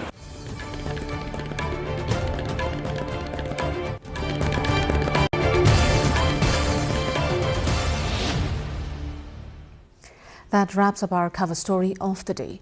On to other news, Nepal's cabinet has extended by 45 days the tenure of a committee formed to study the findings of a commission that investigated incidents during the Gen Z movement held on September 8 and 9. The decision was taken at a cabinet meeting on Tuesday following discussions on a proposal submitted by the Ministry of Home Affairs, and says government spokesperson and Minister for Education and Sports Sashmit Pokhrel.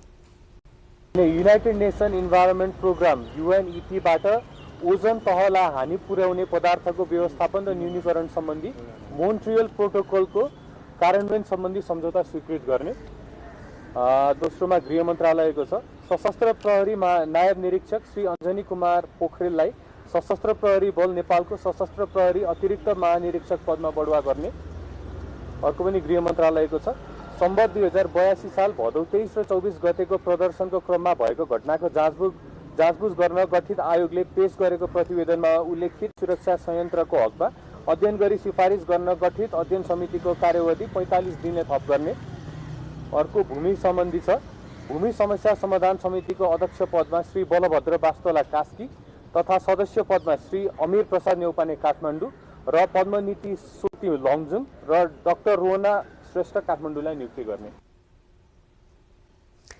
A political challenge against the Chief Minister of Nepal's Sudur Pashchim province has been averted for now after a lawmaker withdrew support from a no-confidence move within ruling Nepali Congress party. The proposal sought to remove Chief Minister Kamal Bahadur Shah from his position as parliamentary party leader, with critics accusing his administration of failing to deliver effective governance. 9 of the party's 18 provincial lawmakers had initially backed the move. However, one legislator later withdrew her signature, saying party unity and assurances that concerns would be addressed influenced her decision. Under the party's rules, support from at least half of all lawmakers is required to proceed with a leadership challenge. The withdrawal left the proposal short of the necessary numbers. Chief Minister Shah has pledged to engage with dissatisfied lawmakers and resolve internal disputes through dialogue. While the immediate threat to his leadership has eased, the episode highlights continuing divisions within Nepali Congress in Sudur Pashchim province. The third meeting of the Mechanism for Facilitation on the Implementation of Nepal-China Cooperation Programs and Projects in Nepal was held in Kathmandu today, according to Ministry of Foreign Affairs. Foreign Secretary Amrit Bahadur Rai and Ambassador of the People's Republic of China to Nepal, Zhang Maoming, co-chaired the meeting, leading their respective delegations.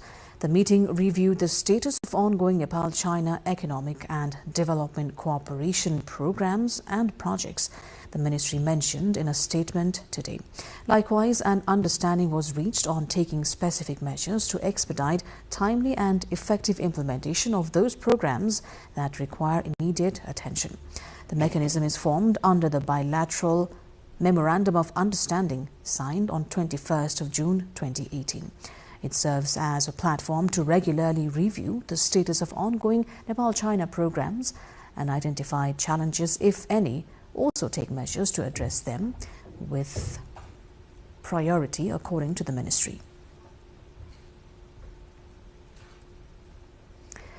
With Yarsa Gumba season underway, crowds have gathered at the Api base camp to collect the prize herb. The period from Baisakh 15 to Asad 15 as per Nepali calendar is considered the optimal time for collection. Locals from the Api Himalaya region begin heading up the very start of Baisakh to collect Yarsa Gumba, a valuable medicinal herb found in the high Himalayan zone. Along the trails, one can now see local collectors alongside mule and horse trains supplying provisions. Trekkers visiting Api base camp also turn up in large numbers during this season. Yarsa Gumba is found in areas around Api base camp, including Lolu, Ringdepani, Dharmaghar and Kali Dhanga. Because Yarsa Gumba yields good income, most residents of the area travel to Api base camp for collection. As all students also participate, schools in the area close during Yarsa Gumba season. Locals say Yarsa Gumba has become not just a means of sustenance, but the very basis of their livelihood. Currently, not only residents of Darchula district, but also those from neighboring districts come to Api base camp for the collection. Tourists too enjoy the Api base camp area alongside the collectors. Now moving on, the Chula Chuli cave in Diteni Dalgaon, Ward number 4 of Ramprasad Rai Rural Municipality in Bhojpur is waiting for state recognition as it is left in ruin for many years. Though the local government has been working on its conservation and development, the site has failed to gain recognition due to lack of promotion. Our local correspondent Ganesh Bista reports. The Chula Chuli cave in Diteni, Dalgaon of Ramprasad Rai Rural Municipality Ward 4 has been left in limbo for many years. As a result, the historic place is overshadowed in recent times. Despite ongoing conservation and development efforts by the local government, the site is poorly known due to insufficient promotion. This place carries the legacy of ancient archaeological standings that include various images of deities which can be seen carved in the stones here. There is a religious belief among the locals that wishes are fulfilled upon visiting religiously significant place known as Chula Chuli Cave.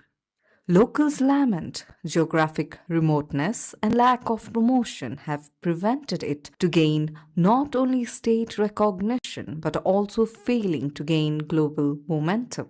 यो प्राकृतिक हिसाबले दिएको संरचनाहरू चाहिँ जस्तो यहाँ तलतिर गएर ढोलहरू बजाउन सकिन्छ चाहिँ गाईको दुध थुनहरू चाहिँ यहाँनेर खोज्दै जाँदा भेट्न गएको कुराहरू यो प्राकृतिक बनावट नै छ त्यस हिसाबले पनि यो आकर्षक छ र यो प्रचार प्रसारको कमीमा यो अलिकति ओझेल हुन गएको हो कि भन्ने हामीलाई चाहिँ लागेको छ हामी भन्दा अग्रज हाम्रा बुढापाकाहरूले भने अनुसार यसलाई चाहिँ सानो हलेसी पनि भन्ने गरिन्थ्यो तत्कालीन समयमा. Spread across approximately 2 ropani of land on a hilltop, the stones here are carved like riverbed boulders. Inside the cave, alongside statues of Lord Shiva and various deities, are carvings resembling an elephant's trunk, a cow's udder, and a serpent, according to local experts. Rural Municipality Chair Tham Bahadur Rai stated that conservation work and construction of various structures are underway under the Nepal Climate Adaptation Model Program. A detailed project report, DPR, is being prepared for broader development of the area, he said. Chula Chuli Gufa अहिलेसम्म प्रचारको हिसाबले एकदमै पछि परेको गुफा हो. चुला चुली गुफादेखि हामी माथि भुल्केको माथि डाँडा खड्का हुँदै दागबुङ पदमार्ग र त्यहाँदेखि उता पापमागाम गढी जोड्दै नाक्साका हुँदै हाम्रो गोलमा राजा गोलमा रानीको एउटा रेन्जलाई चाहिँ हामीले आन्तरिक पर्यटनको रूपमा विकास गर्नको निम्ति यसको डिपिआर पनि भएको छ. Addressing the issue, the rural municipality says it is putting effort in order to develop this religious and tourist destination within its jurisdiction, implementing a master plan. International news coming up next, but before that, a recap of the top stories this hour.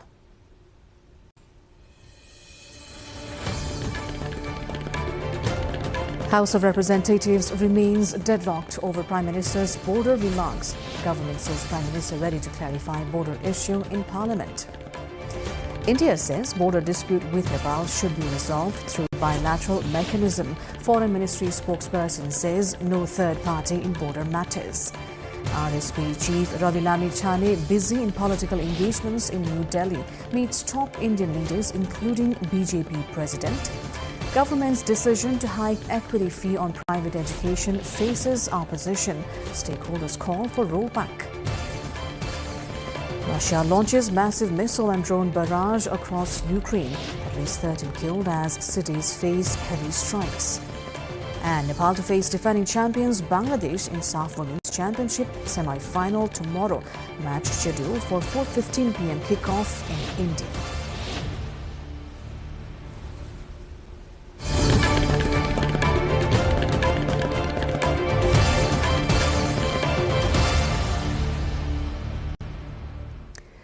The United Nations has warned a new El Niño phase was likely to begin within weeks, raising global concerns over extreme weather.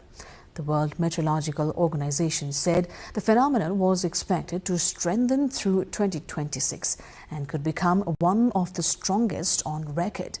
Scientists monitored warming conditions in the Central Pacific Ocean, which indicated a possible Super El Niño event. Experts cautioned, combined with human-driven climate change, the system could significantly raise global temperatures and intensify heat waves, droughts and heavy rainfall in many regions around the world.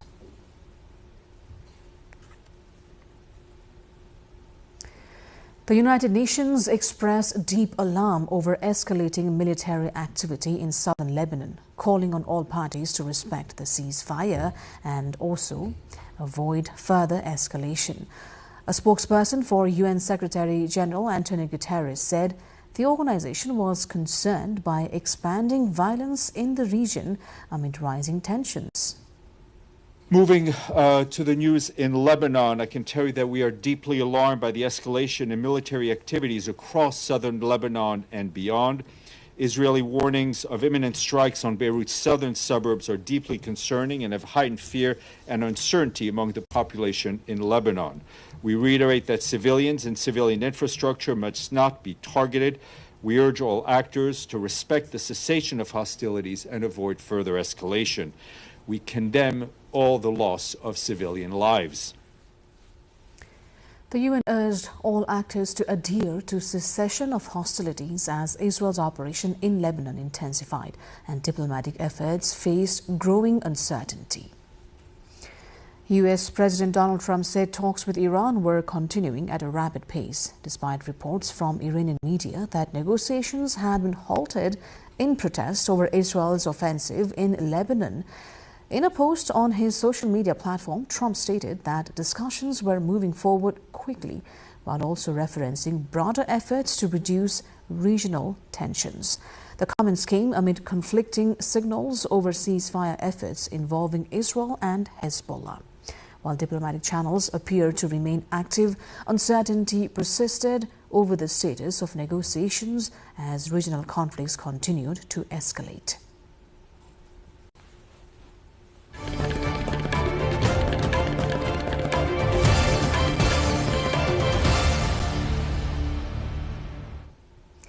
Business news coming up next. For now, a short breather.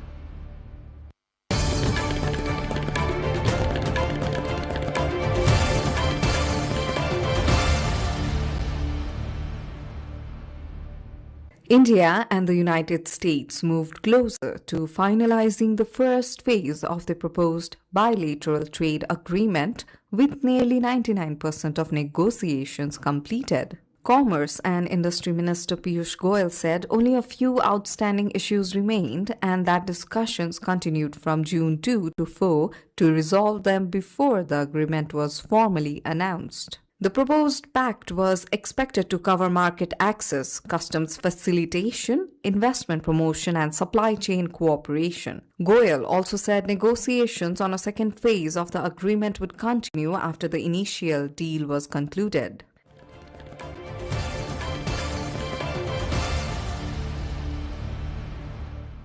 South Korea's online shopping market reached a record high in April, driven largely by a sharp increase in online vehicle purchases. According to government statistics released Monday, total online shopping transaction rose 10% from a year earlier to 24.13 trillion won, or around $16 billion, marking the highest April figure since records began in 2017. Strong growth was also recorded in purchases of mobile devices, cosmetics, and fashion products, while food, travel, and household goods posted steady gains. Meanwhile, e-coupon transactions surged nearly 20% as digital gifting became increasingly popular. Mobile shopping remained dominant, accounting for more than 3/4 of all online purchases during the month.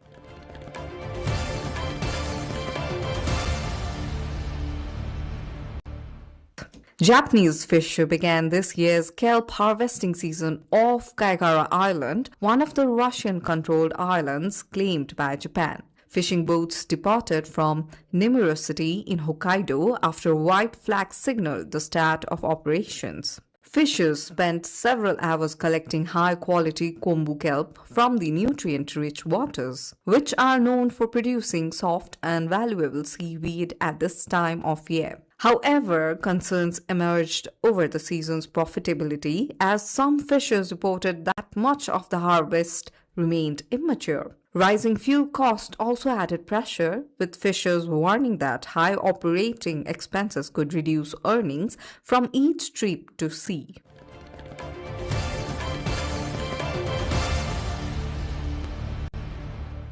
NVIDIA intensified competition in the personal computer market after unveiling a powerful AI-focused chip for Windows laptops. CEO Jensen Huang said the technology would help reinvent the PC, comparing its potential impact to the rise of smartphones. Industry experts described NVIDIA's move as a game changer, warning that traditional chip makers Intel and AMD now faced growing pressure in the race to develop AI-powered devices. The announcement also fueled broader discussions over the future of AI hardware, with companies exploring everything from AI PCs and smartphones to smart glasses and other next-generation gadgets.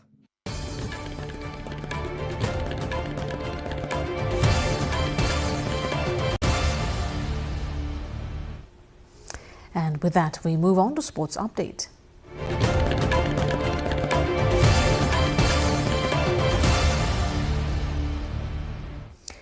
Authorities in Los Angeles County announced enhanced security preparations for Iran's upcoming 2026 FIFA World Cup matches in the U.S. Sheriff Robert Luna said additional staffing and contingency measures were planned around stadiums and fan zones, citing current global tensions and the possibility of protests or other security-related activity. Obviously, for all of us, we are paying a lot of attention to the whole event, but Iran does bring a different dynamic because of the current world events. And there probably, or there actually will be additional staffing for some of those game and contingency plans from all the agencies to make sure that we're prepared for anything that may occur in and around those stadium or any of the fan zones related to the games with Iran. The announcement came as organizers prepared for heightened international attention around politically sensitive fixtures involving Iran, with law enforcement agencies coordinating closely ahead of the event.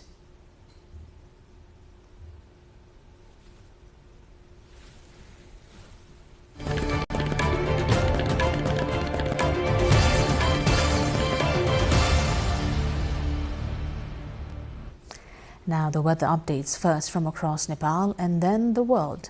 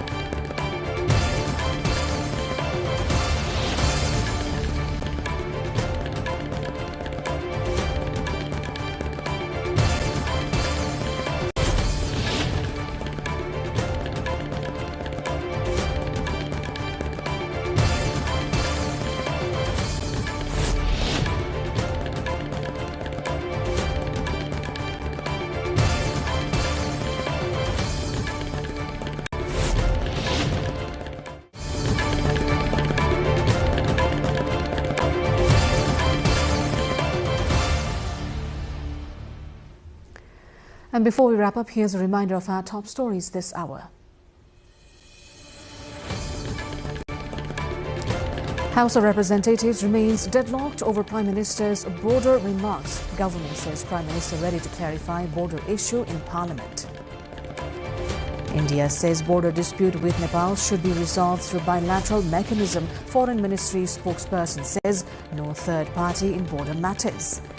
RSP Chief Ravi Lamichhane busy in political engagements in New Delhi meets top Indian leaders including BJP President.